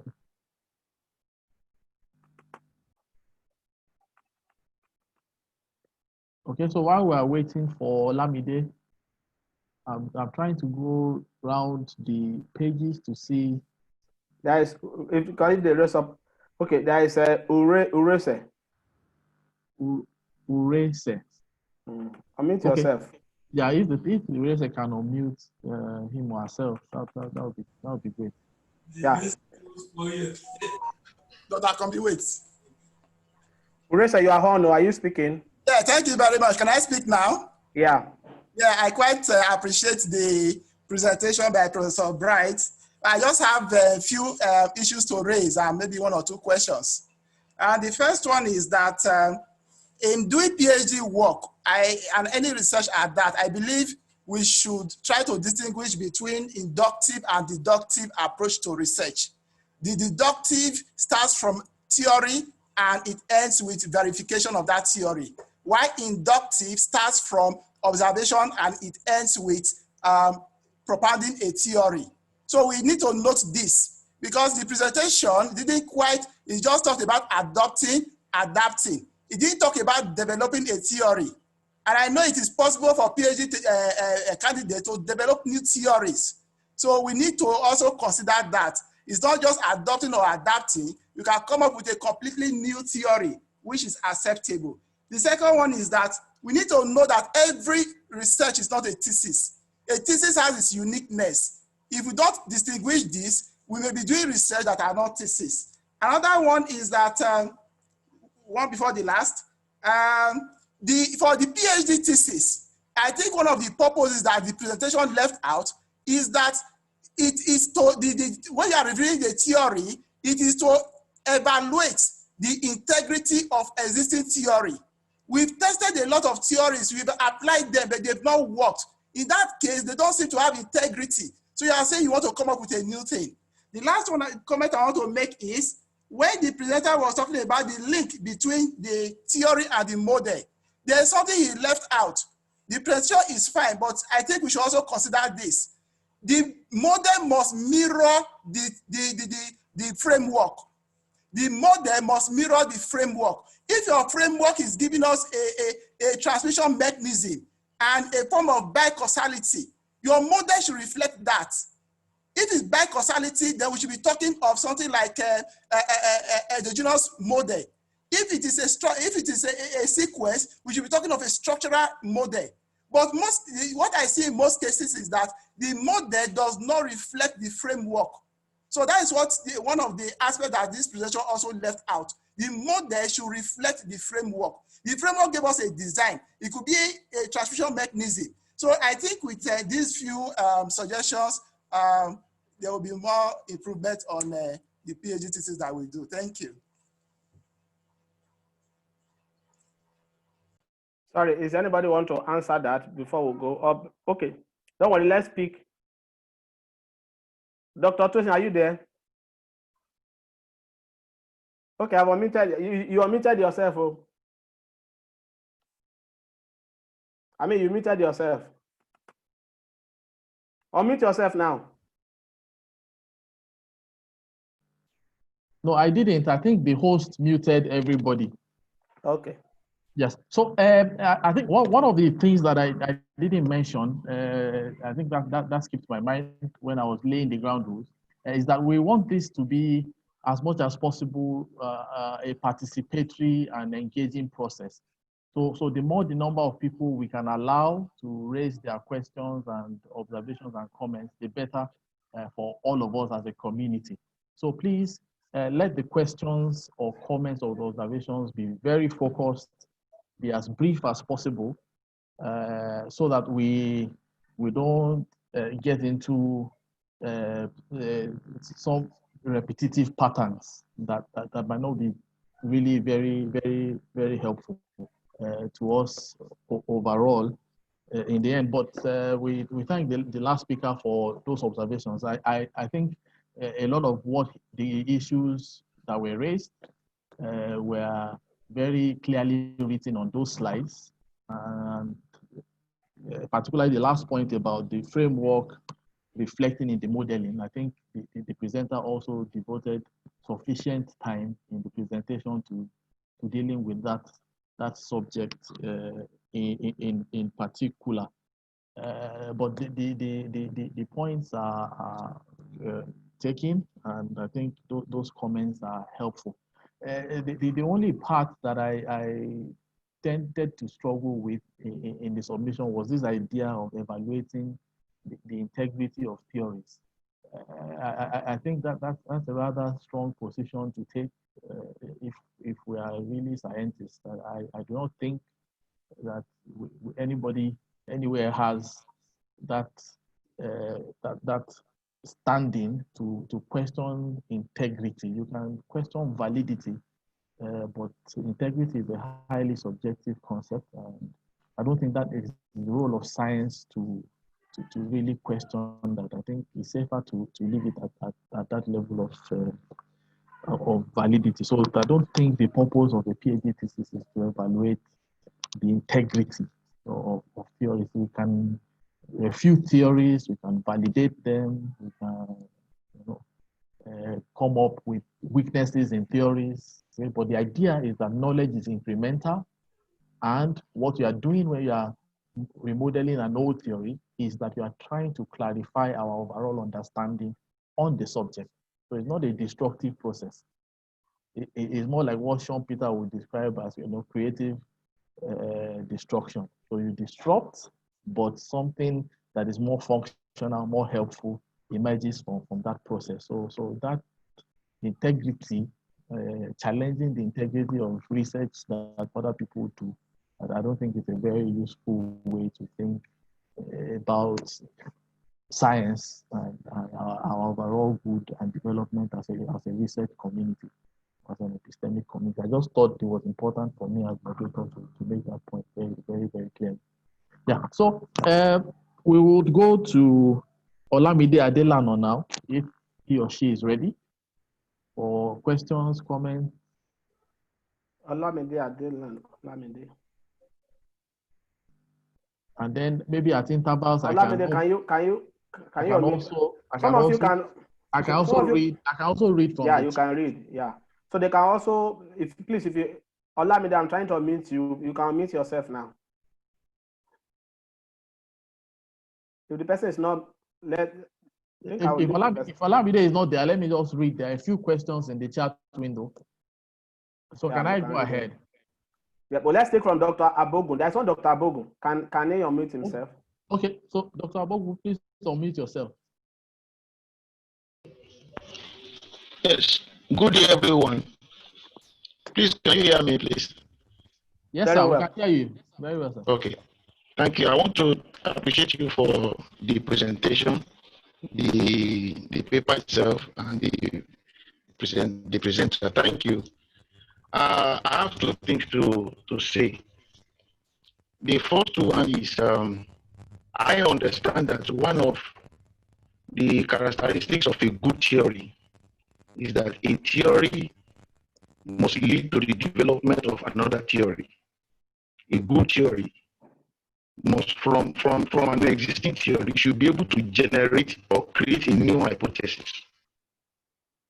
Okay? From which, okay, you can now test it and verify it. I think that was what the person that spoke earlier was talking about, inductive and deductive.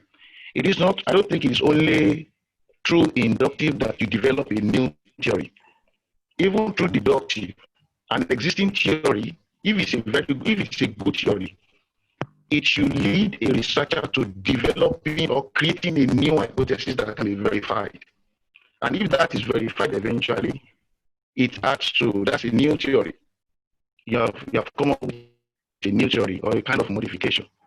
So what I'm trying to say is that we need to also look into that direction. I didn't see that in the presentation, how to do, because it's all about, I think most of what people do is testing existing theory with confronting theory with data, confronting theory with data.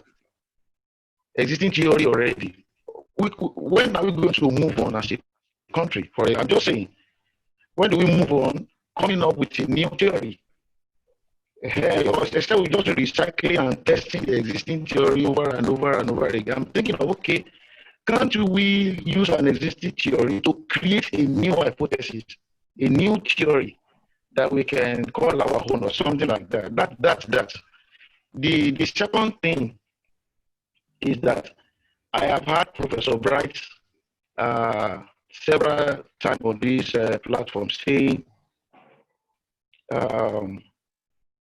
theoretical framework is after you have theoretical review, you review many relevant theories, but theoretical framework is the one that you are using for your model specification now, the one that you are situating your work on. While I agree with that, I have a question. The question is, what if you have many concepts and a single theory cannot capture that? So how do you go from there? You have many concepts that you want to look at the relationship, and there is no single theory that could capture that relationship. And you want to get many theories here and there and come up with a model specification. So I want him to speak more on that. Thank you. Okay. Yeah. Can I say something? Thank you, Dr. Abogun, for that question. He would speak to the issue you have raised, and I think any other member of the team may also weigh in on the discussion. And then for all participants, the chat window is also open for us to drop our ideas and our comments. So, Professor Area, please. Okay. Thank you so much, Dr. Abogun, for that. I will attend to the first one. Okay. I think the second one, when Dr. Afolabi was speaking, he has spoken on that. When you have so many, your concepts are many, and so you need to bring in different theories to link them up. That is for the author to do. But let me speak on the first one. There's a training coming up. I think the next training coming up, or one of the training coming up soon, has to do with identifying gap and how do you contribute to knowledge. Okay, how do you identify gap and contribute to knowledge? This work is basically on theoretical review and theoretical framework. Now, if we are talking about contribution to knowledge, you can contribute to knowledge in different ways, from theory, from methodology, and then from empirics, okay? So if your concern is to contribute to knowledge theoretically, then, which is not what we are dealing with today, then I will align with what you have said, is that it's not for us to just validate existing theory, but it's also to ensure that we develop a new theory, okay? So developing a new theory means that you can look at an existing theory and then relax assumption based on a new hypothesis and then come up with the new one. Fine. I think Dr. Afolabi, when he did his thesis, even Dr. Kilishi did his work, and it was a theoretical work. I remember that Dr. Kilishi did a work on institution, and he did a theoretical derivation. If you have access to his thesis, his major contribution was theoretical contribution, okay? That means that whether there's an existing theory, and then from the theory, you look at the reality of what you are concerned with, and that theory does not fit into it, you raise up another hypothesis and then do a new derivation, either mathematically or validating that theory with one way or the other, okay? That is under contribution to knowledge. What we are doing here is to look at how do you do theoretical review, how important it is, and how you have to know that a proper theoretical review is what leads you to a theoretical framework, and a proper theoretical framework is what gives you the basis for a model specification, okay? So if your concern is within the context of contributing by theory, yes, you can look at existing theory and then extend it. So many people have extended so many theories that is allowed. And you can also look at what is existing and come up with a new theory that has never existed before. These things are all possibilities, okay? But I will leave the last part of what you asked, which has to do with you have so many concepts, okay? And I think Dr. Afolabi already handled that. So many concepts, they are not tied together by one theory. But as a researcher, you're able to link them up. If there is one theory and the other one, you must be able to show how this thing link in explaining your various concepts before you specify a model. Okay, that lies within the context of the researcher himself. So I can't pick an example now. But many theories that are conflicting or that are explaining from different angles, and you have like 3-4 concepts within your topic. Okay, within your topic, then you should be able to, link these issues together, explaining that your topic. For instance, institution, people just bring an institution from nowhere these days in their research. but you should be able to explain to us how institution play a role, okay, if it's coming as a concept within your, if the work that has been done is more on, let's say, trade flows and environment, as an example, and all the theories never included institution, then, and you are bringing institution as a concept, then you should be able to link a theory that explains that, because the theory there can be a theory between institution and environment, but there might not be a theory linking the three together. So it lies within you to do that. Thank you. Okay, thank you, Prof. So I think we should, maybe you should unmute Professor Kilishi so that he can also weigh in on this issue. So while we are trying to deal with that technically, I think I would like to make a point, a very interesting perspective from the last speaker. But one of the things that I sensed from that contribution is what I find a bit troubling, and is this idea of this intellectual division of labor, sort of this idea that there is a hierarchy in terms of knowledge within a discipline, and that one form of knowledge production is more important than another. So if you are a theorist, you are supposed to be like the smarter one who is doing something that is very meaningful.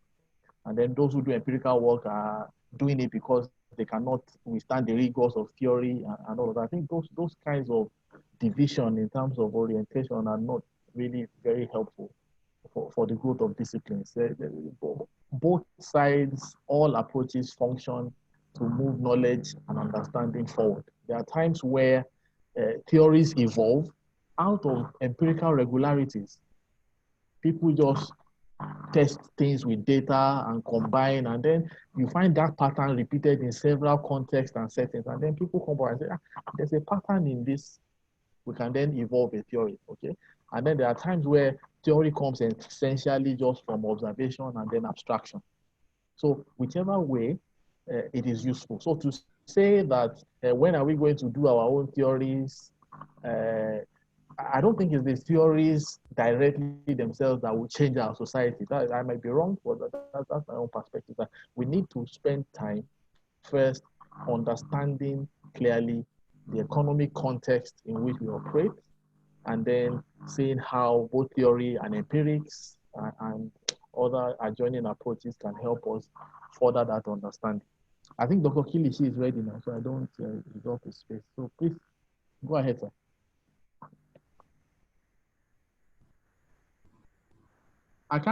We can't. Dr. Afolabi can talk. I think he's still having network. He's unmuted, but we can't hear his voice. Yeah, we can't hear you, sir. Dr. Afolabi, okay, proceed. Okay, so thank you. Let me also start from where Dr. Tosin stopped. And I like the question that the person that asked that question, he said, when are we going to develop our own theory? I like that. Let's know first, nothing says you cannot develop your own theory. And I think Professor Bright has said that we are looking at review of theories. And when we come to how you contribute to knowledge or shift frontier of knowledge, we can then tell us how we can do that theoretically or methodologically or empirically. Of course, the issue of policy in academics, they won't count that as an addition. But you should know that you can do your own theory. It's possible, very possible. But you should also know that you probably may have to work harder. I mean, nothing says you can't work hard, but you may have to work harder. And Dr. Tosin mentioned something now. You may not be the one that will just develop the theory. Your theory may come out after, he said, empirical regularity. I wrote that down. That is very useful. Over time. So somebody has tested a particular theory. It came out with a result in Bangladesh. And it was able to show that in addition to what the theory says, there are other determinants in that particular developing economy.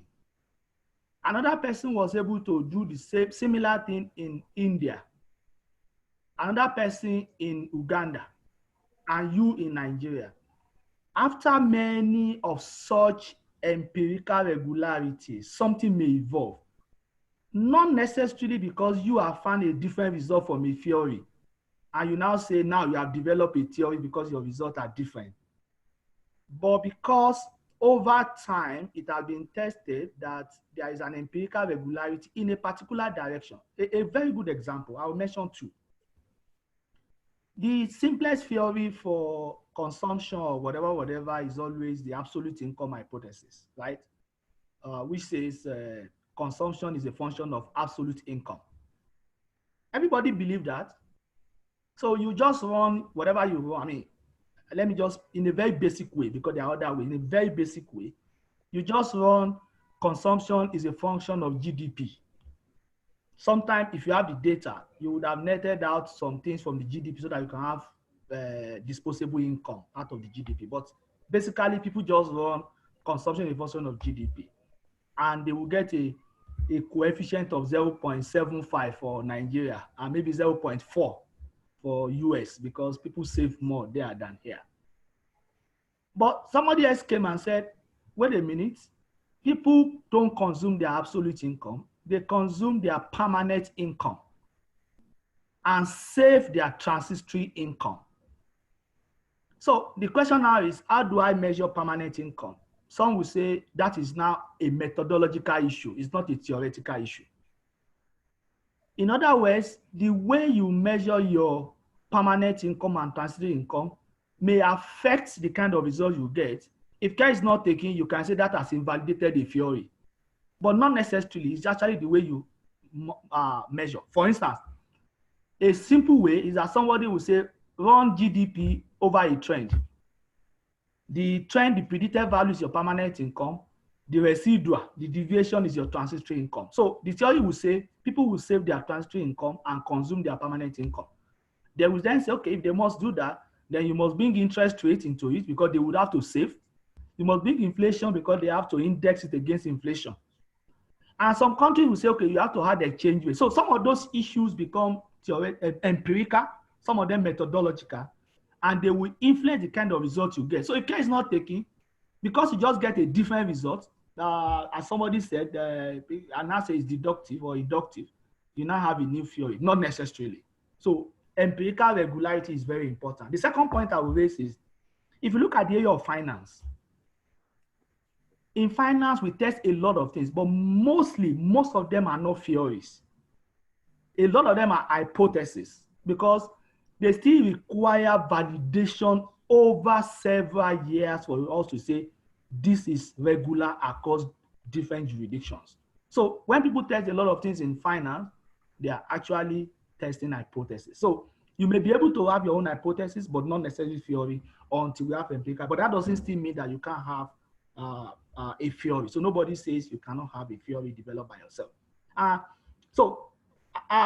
will now take me to the other issue that says, what of if I have different theories? Because the speaker said he has heard Professor Bright many occasions said you must have a theoretical framework, then your model should come from that theoretical framework. I think that is correct.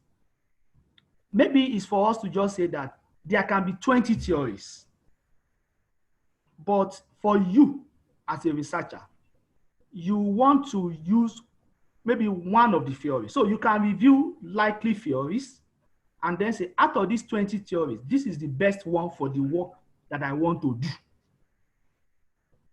That is going to be your theoretical framework, even though it's exactly the same theory. In some situations, it is possible, especially for some of us that are combining different concepts, it is, and that will address your issue. It is possible that a single theory cannot do what you want to do. There are two things to do most times.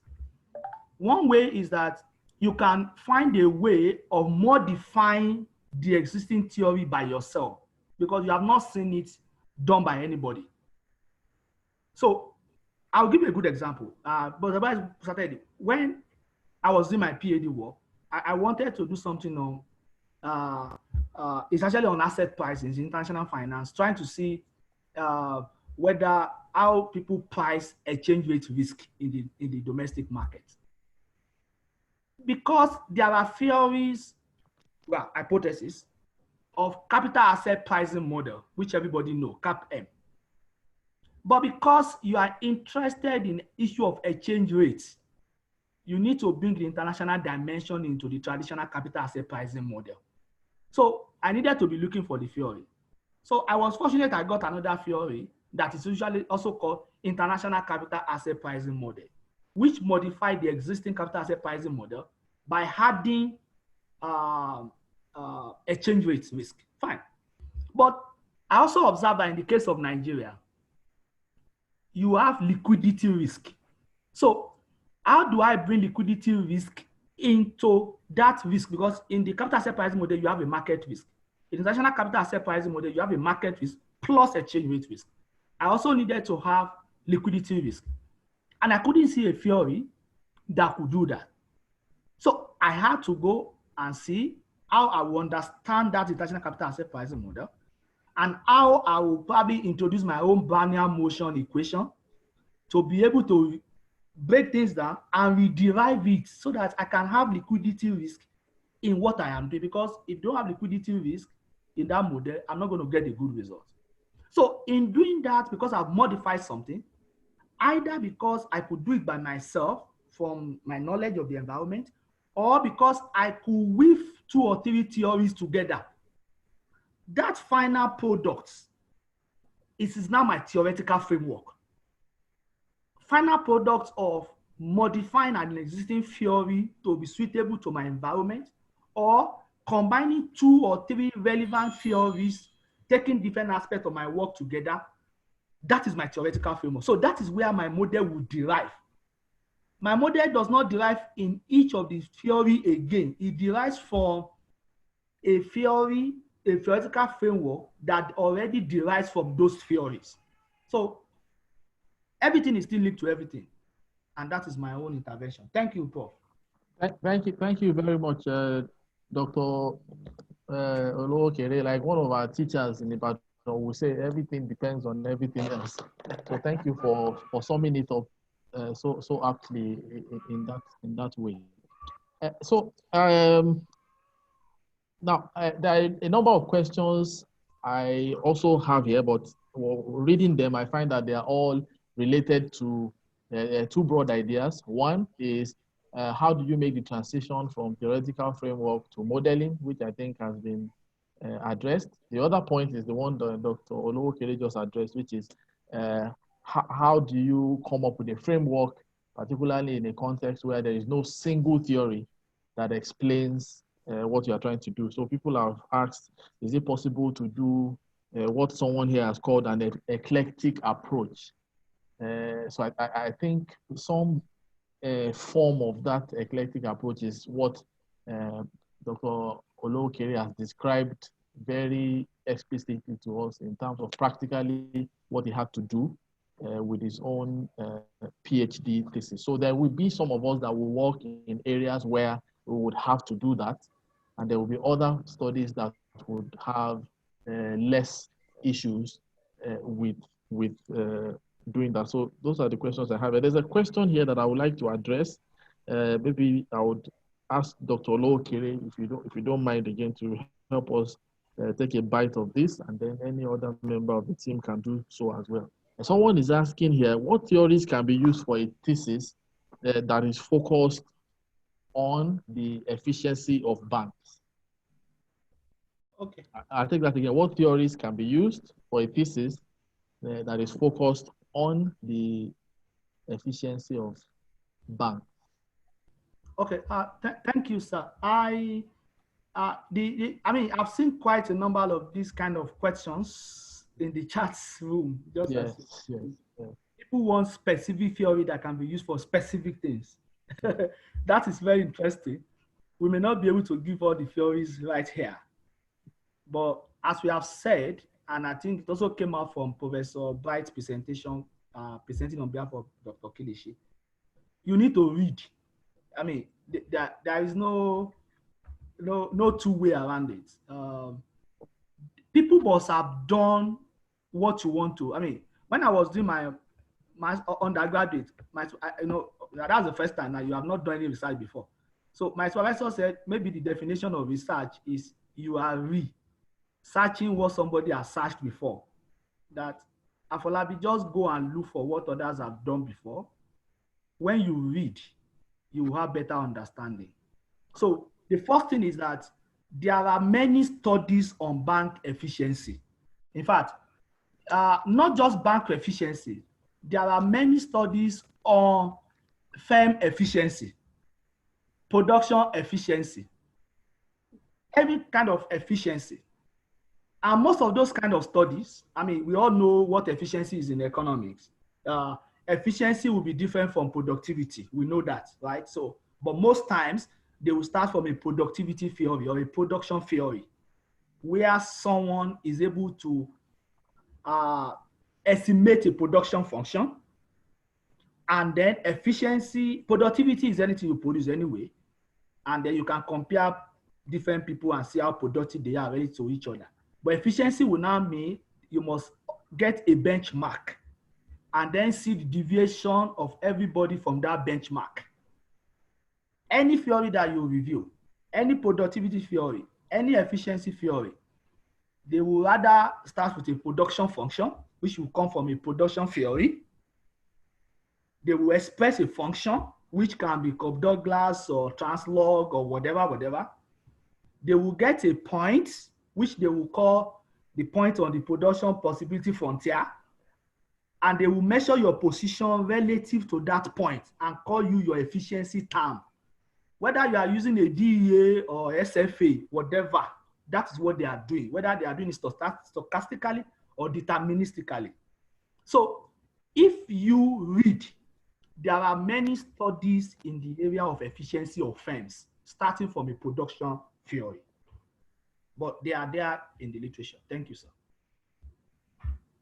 Okay, yeah, thank you very much, Dr. Afolabi. I'm interested in hearing from Dr. Kilishi.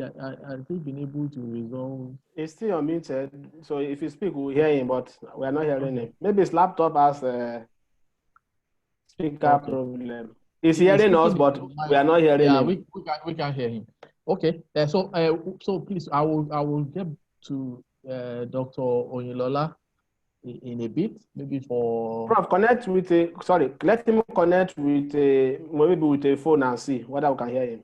Don't log out. Try to connect with your phone also. Okay, that's Dr. Kilishi should connect with. Yes, with a phone and see. Yeah. So maybe I will also call Dr. Oyinlola to maybe make one or two inputs. But just one quick one. Hosa Igbinosa. I think this question is very important to a Hosa because this is about the fourth time that he's repeating it in the chat window. So this is a very serious issue, which is the idea that okay, Dr. Oyinlola has also responded to the question in the chat. Prof, you can unmute yourself, Professor Oyinlola.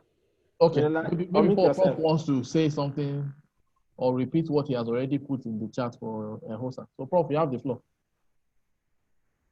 All right, Dr. Adeniyi, for allowing me to also contribute to this discussion. I think the main issue, the main question by Hosa Igbinosa is related to migrants' remittances, institutional development, and poverty. Of course, looking at WAM's countries. It's a very nice topic about trying to then look at the theory that try to link these three concepts together. One will have to fall back to what Dr. Oluwatobiloba has mentioned, that theories will most likely try to link two things together, which in this case, which I think is has to do with poverty. And the main issue is actually poverty in this regard. But you are then trying to link maybe through any capital flows, which has been identified as migrant remittances, how the capital inflows will then mitigate, poverty. So there are theories on poverty and the determinants of poverty, across board, depending on your approach. But this is more like a macro approach, to poverty. There are also micro approach, to discussions around poverty.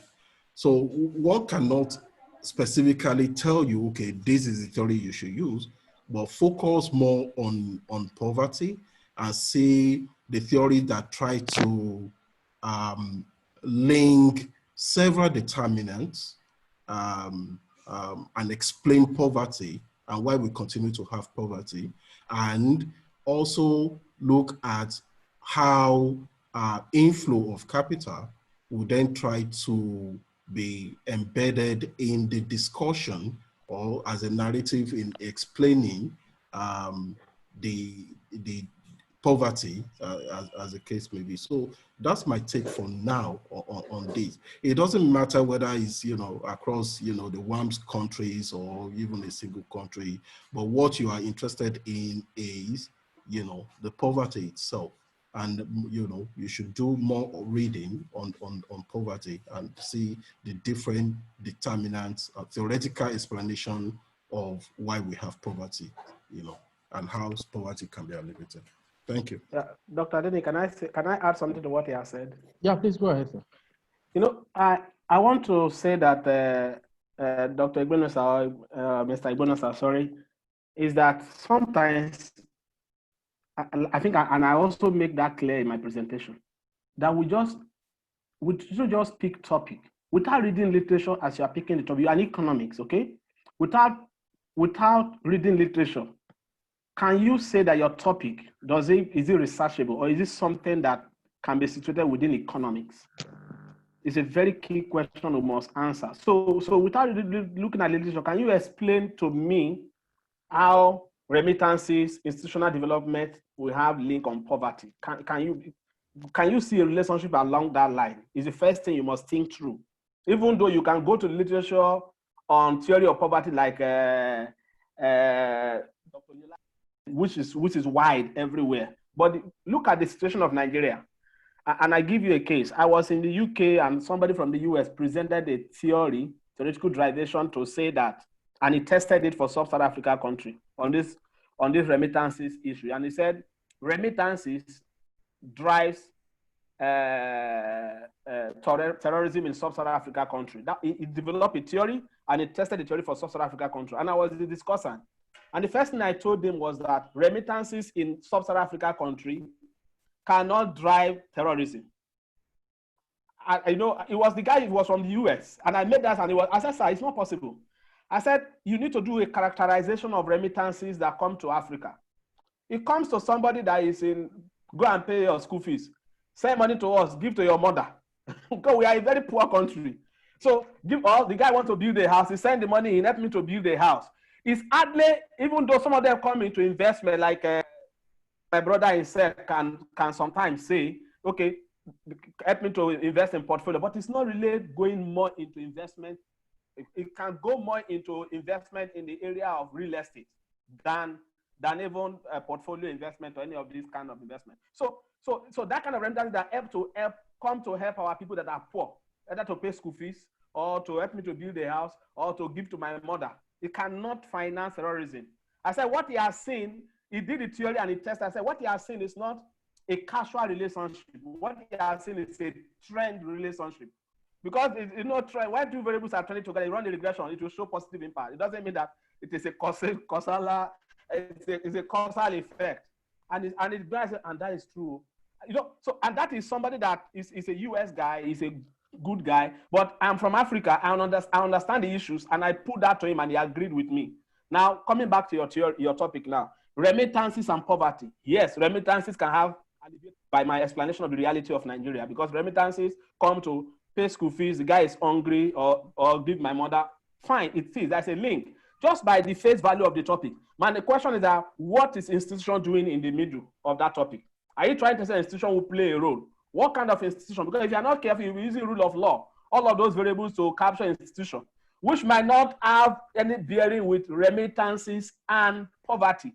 But institution with regards to, for instance, government, CBN can come up with a law and say remittances are coming. You cannot, convert them to collect the money in dollar and go and change in the market. You have to collect the money in naira. That means that your naira value will reduce. Okay, and that kind of institutional rules can play a role, but not the normal institutional like the rule of law, control of corruption that you now come and put into the variables. So what am I saying?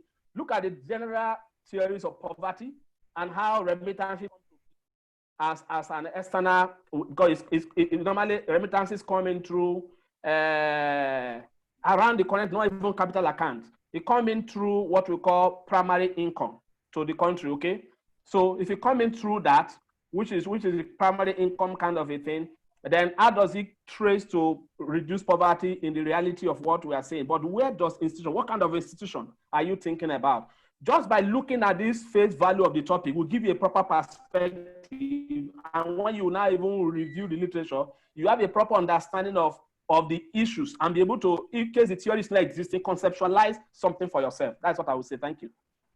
Okay. Yeah. So can you unmute Dr.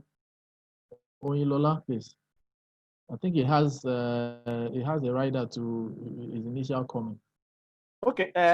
If I unmute any one of you, you don't need to unmute yourself again. Just leave it unmuted. Oh, okay. Yeah, better. Any one of us that is talking. Okay. So Dr. Oyinlola, please go ahead. All right. Thank you, Professor Irega, for that. Maybe just to add that in the Department of Economics, University of Ibadan, we've had something related to this topic, by someone. I don't know if Dr. Adeniyi can still recall, where the candidates try to look at remittances in form of cash and in form of food, and how that has affected poverty across the 6 geopolitical zones, in Nigeria. Just to throw light. Hello, can you hear me? Very well, yes, very well. Yes, all right. very So just to throw, some light to that. And what one would expect that the inflow of remittances should at least alleviate poverty. But you discover there are some background issues even across the geopolitical zones where that, narrative are actually not, are the same. So in other words, in a particular zone, you discover that from the result, that poverty, the remittance actually led to worsening of poverty. And the candidate was just, astounded at how could that happen. But in terms of institutional development, yes, it's a good question. Again, we also need to look at the context to which that study is done. If, for instance, the candidate is able to show that in this zone you have something which is institutional, in other words, something like a diaspora bond or diaspora fund that, migrants would then, try to, send their money into in developing the country and also in resolving the problem of poverty in that country. Then institution could matter in that regard because that has been institutionalized in a way, and you will be able to link, the remittances with institutions, then with poverty, in that context. But the first thing first, we need to understand the environment in which we are, modeling. WAMS, for instance. So which country in WAMS has that kind of framework to attract diaspora fund, to attract, migrants, remittances, so to say, in order to institutionalize the inflow towards solving problems in that zone. So if we don't have such, an institutional arrangement, it's very difficult for us to then see the real, the real importance of institutional development in linking, this remittances and poverty. Just to explain, a bit. Thank you. Yeah, thank you very much, Dr. Onilola, for that. I'm also trying to see if I could respond to some questions here. Someone raised a very important question to say that for thesis writing, where should you start from? Should it be literature review that covers theoretical framework, or do you start from chapter 1, trying to justify and all that? So the response I've been able to provide, I don't know how convincing that is, but is that this thesis writing activity should be seen as a purely iterative endeavor. So even if we structure them in those chapters, that does not necessarily imply the sequence in terms of how we think about the issue. A lot of these processes go on simultaneously. For example, through your literature search and as you're engaging with the literature, you're already getting familiar with which variables can be proxies and all of that. And while you are doing that, you can also be simultaneously doing a data gathering exercise at the same time that the literature review is ongoing, because that will already be suggesting to you some variables that may be important.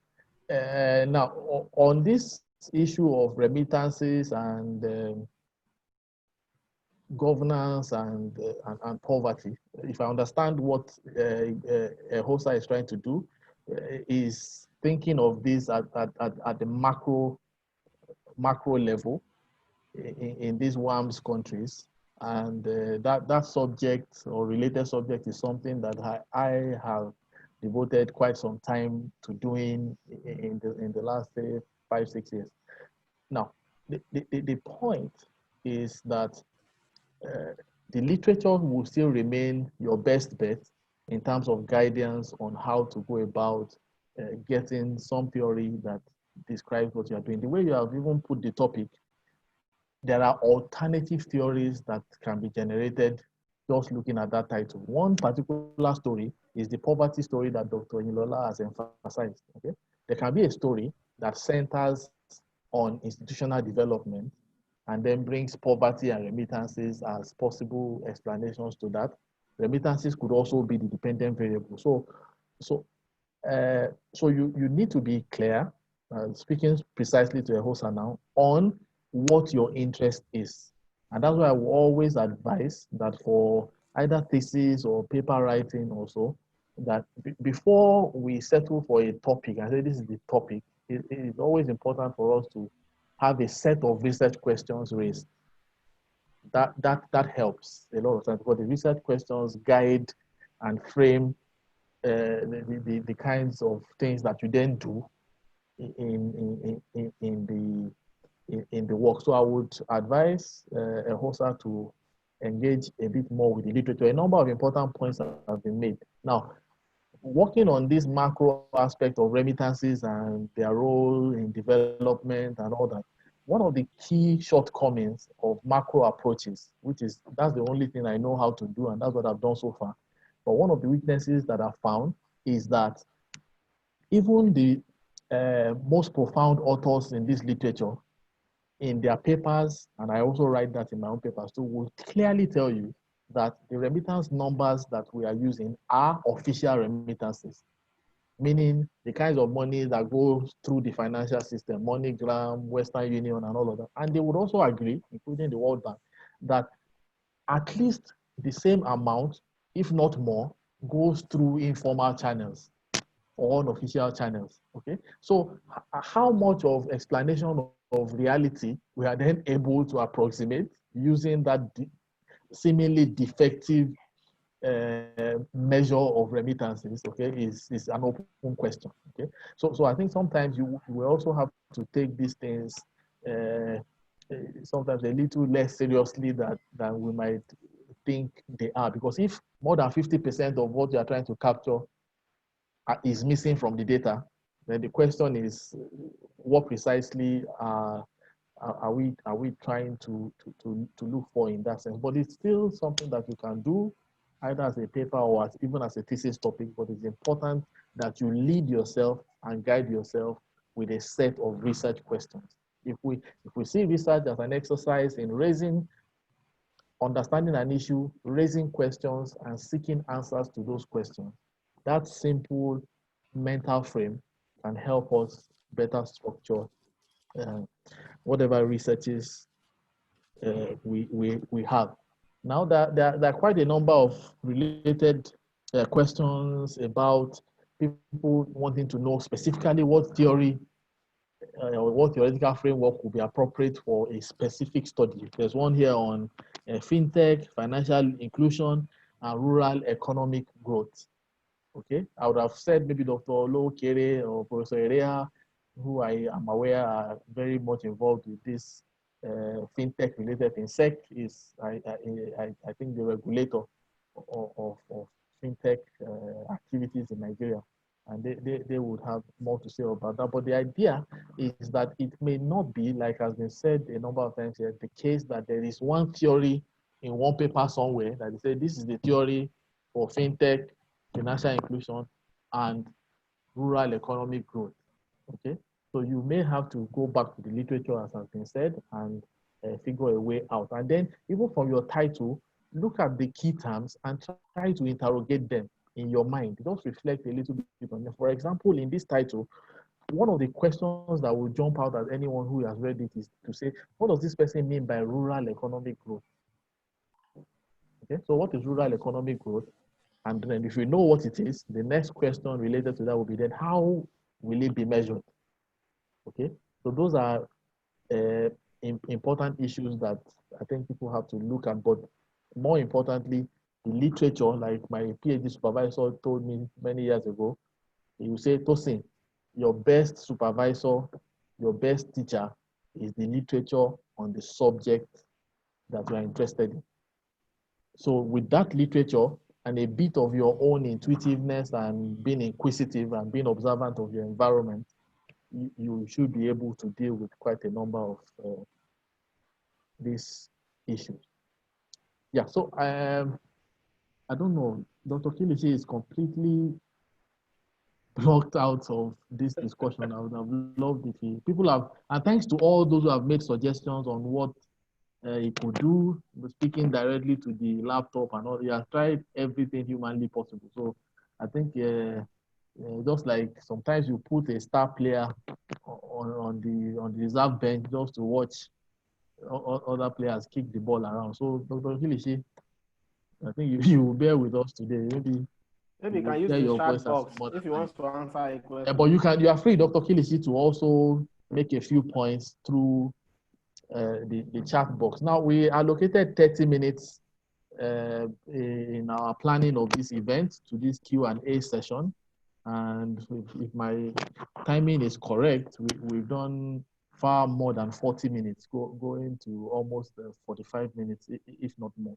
So at this point, maybe we would pause on the Q&A and hope that our interactions today have been helpful in some way. Like has been said before, our website is there, it's interactive.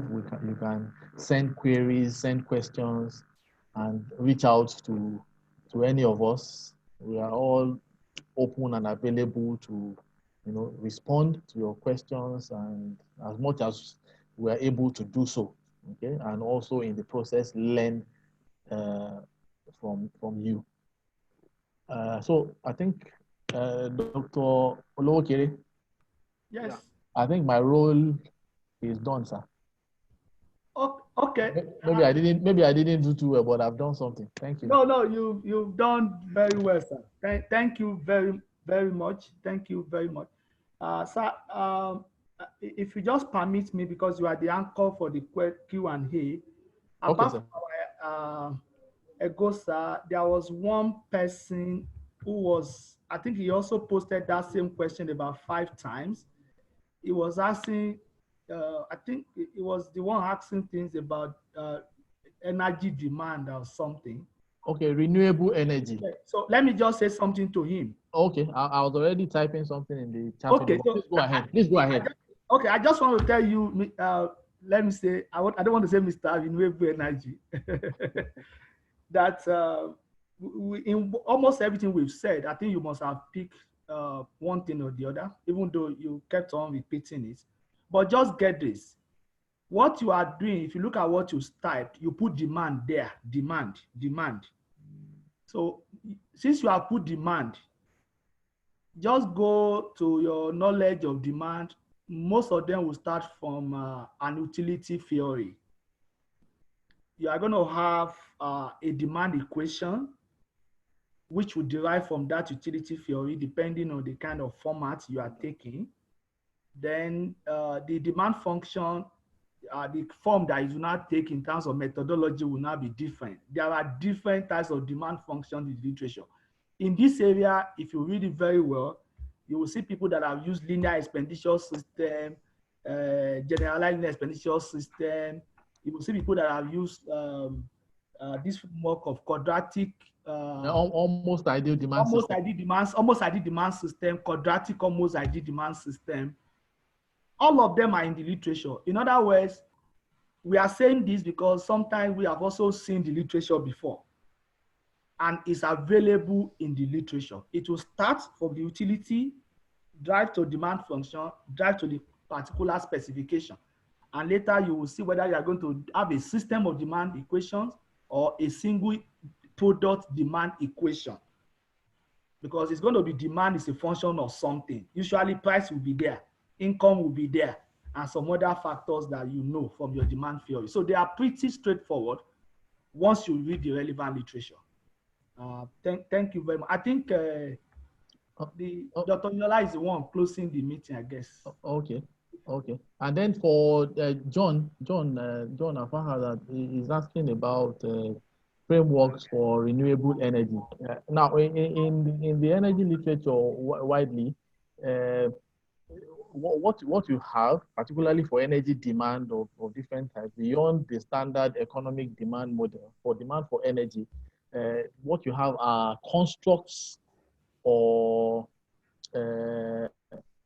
maybe should I call them hypotheses in some way, because people argue that these things are not exactly theories, okay, in the strict sense of using that word theory. But ideas like that of the energy ladder, of fuel stacking, and those kinds of things can give some ideas about both the demand for individual energy sources, and even in some cases clearly give some ideas about possibilities in terms of substitution across sources and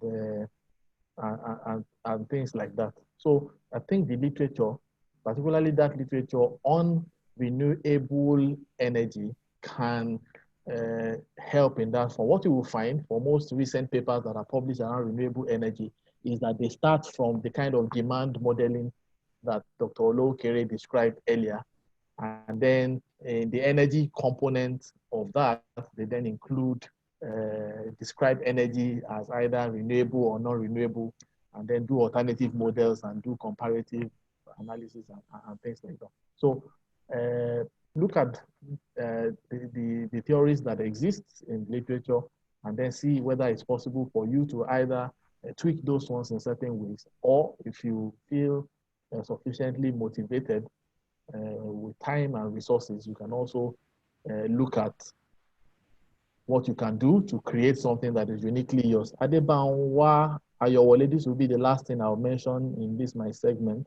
It says, must theoretical framework be mathematical? I think that statement was made very, very clearly while Professor Ereha was presenting. And there was a bullet point in the slides, which you will still get on our website after today.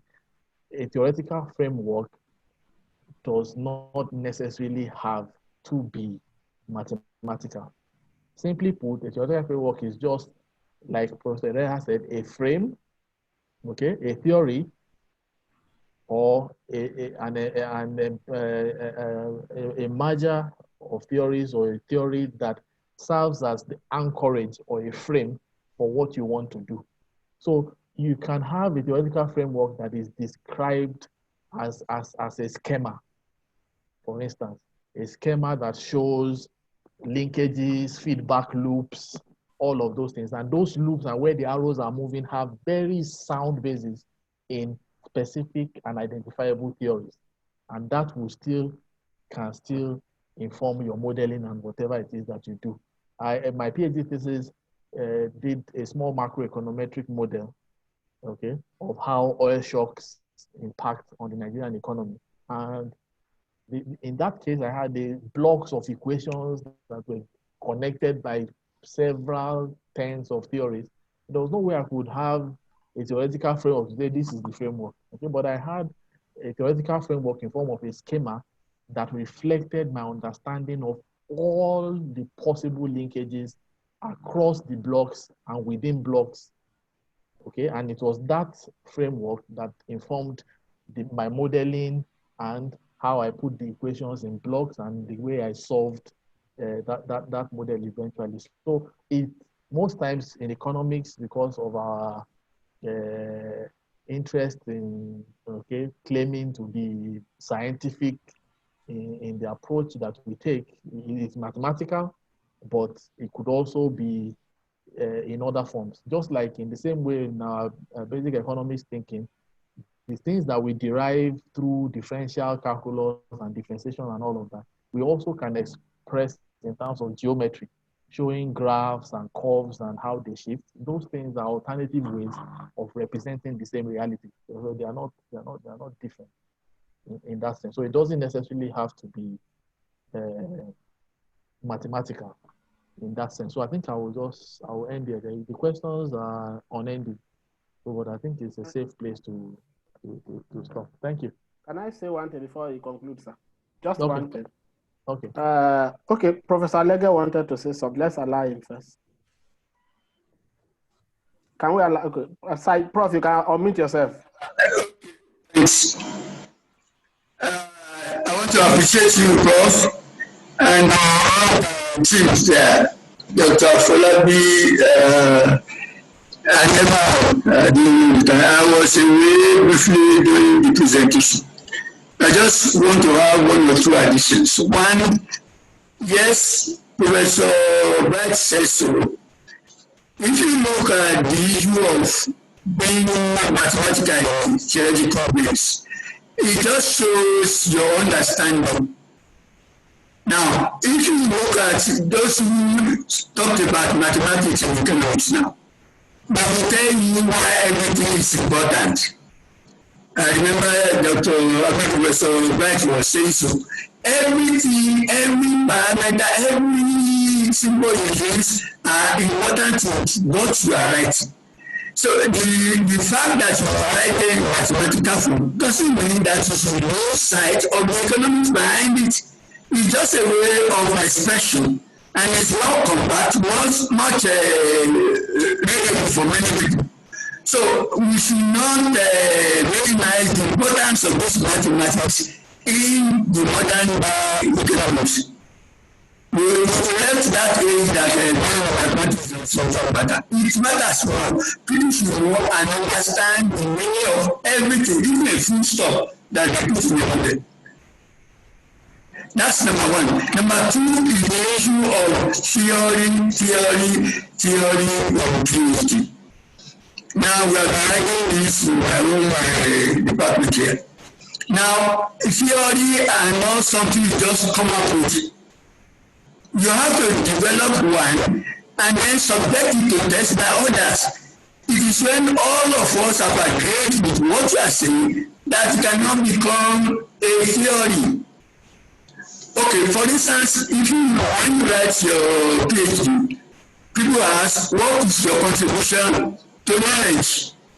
Like it has been said, it could be that is in the area of theory that you are making contribution. By so doing, you are giving some people another opportunity to test what you said you have done. If it continues over some time and all of us agree, then it becomes a theory.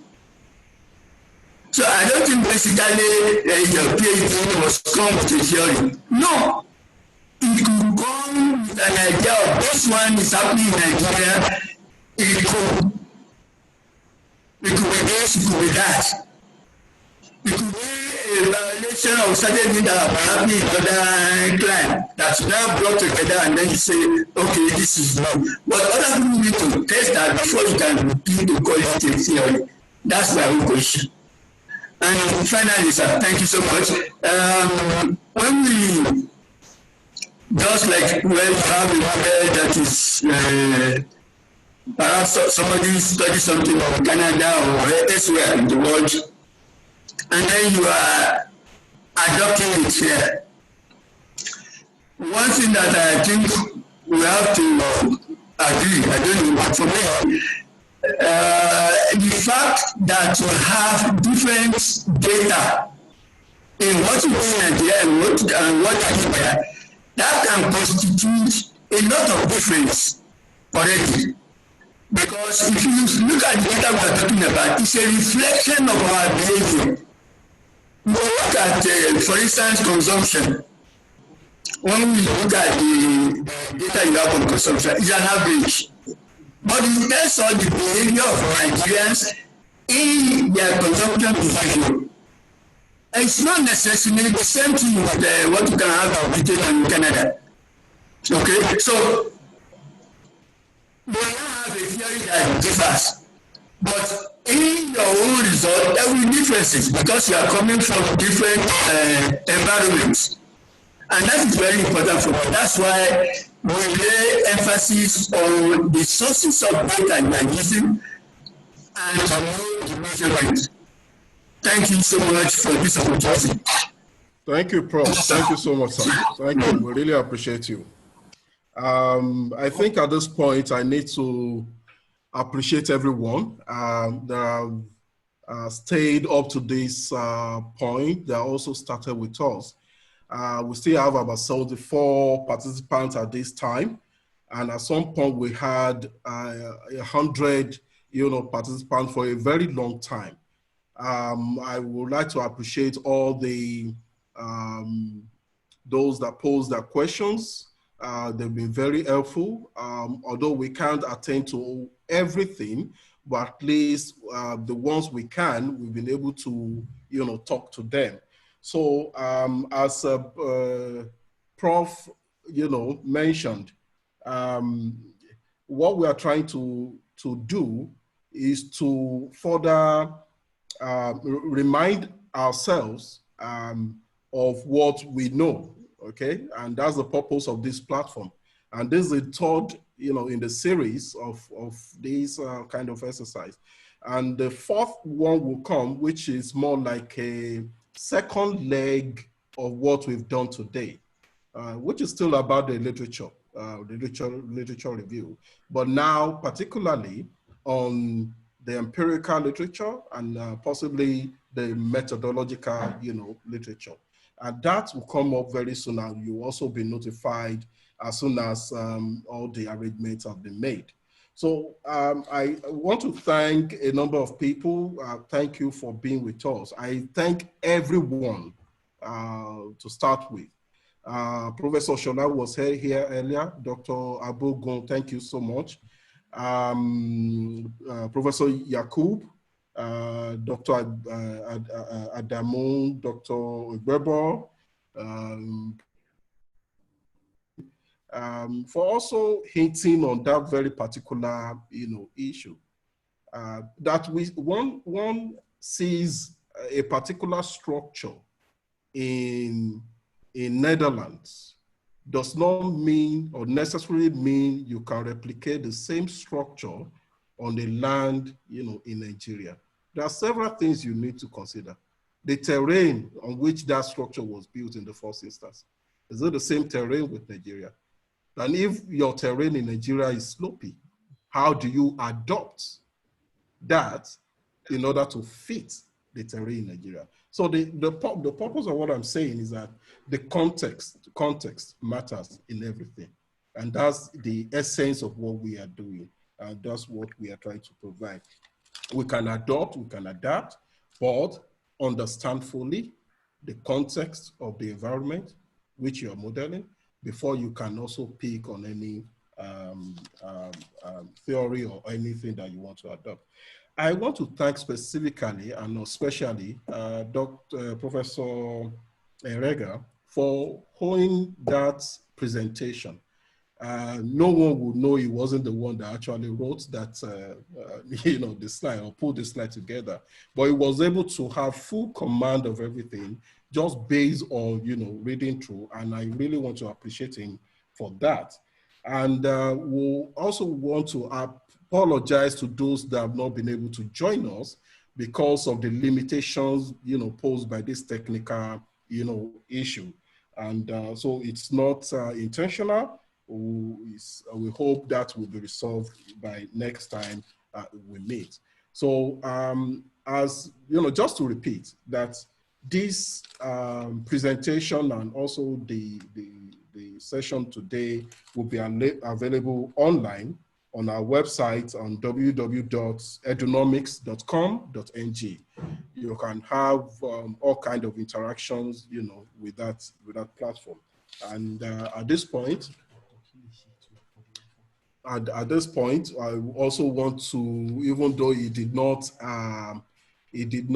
could not join us, but he was able to also, prepare for this session, but he couldn't join us. And that is in respect of Dr. Kilishi, who was with us, but could not join this conversation. We want to thank him for, making that, slide and everything and being prepared for this presentation.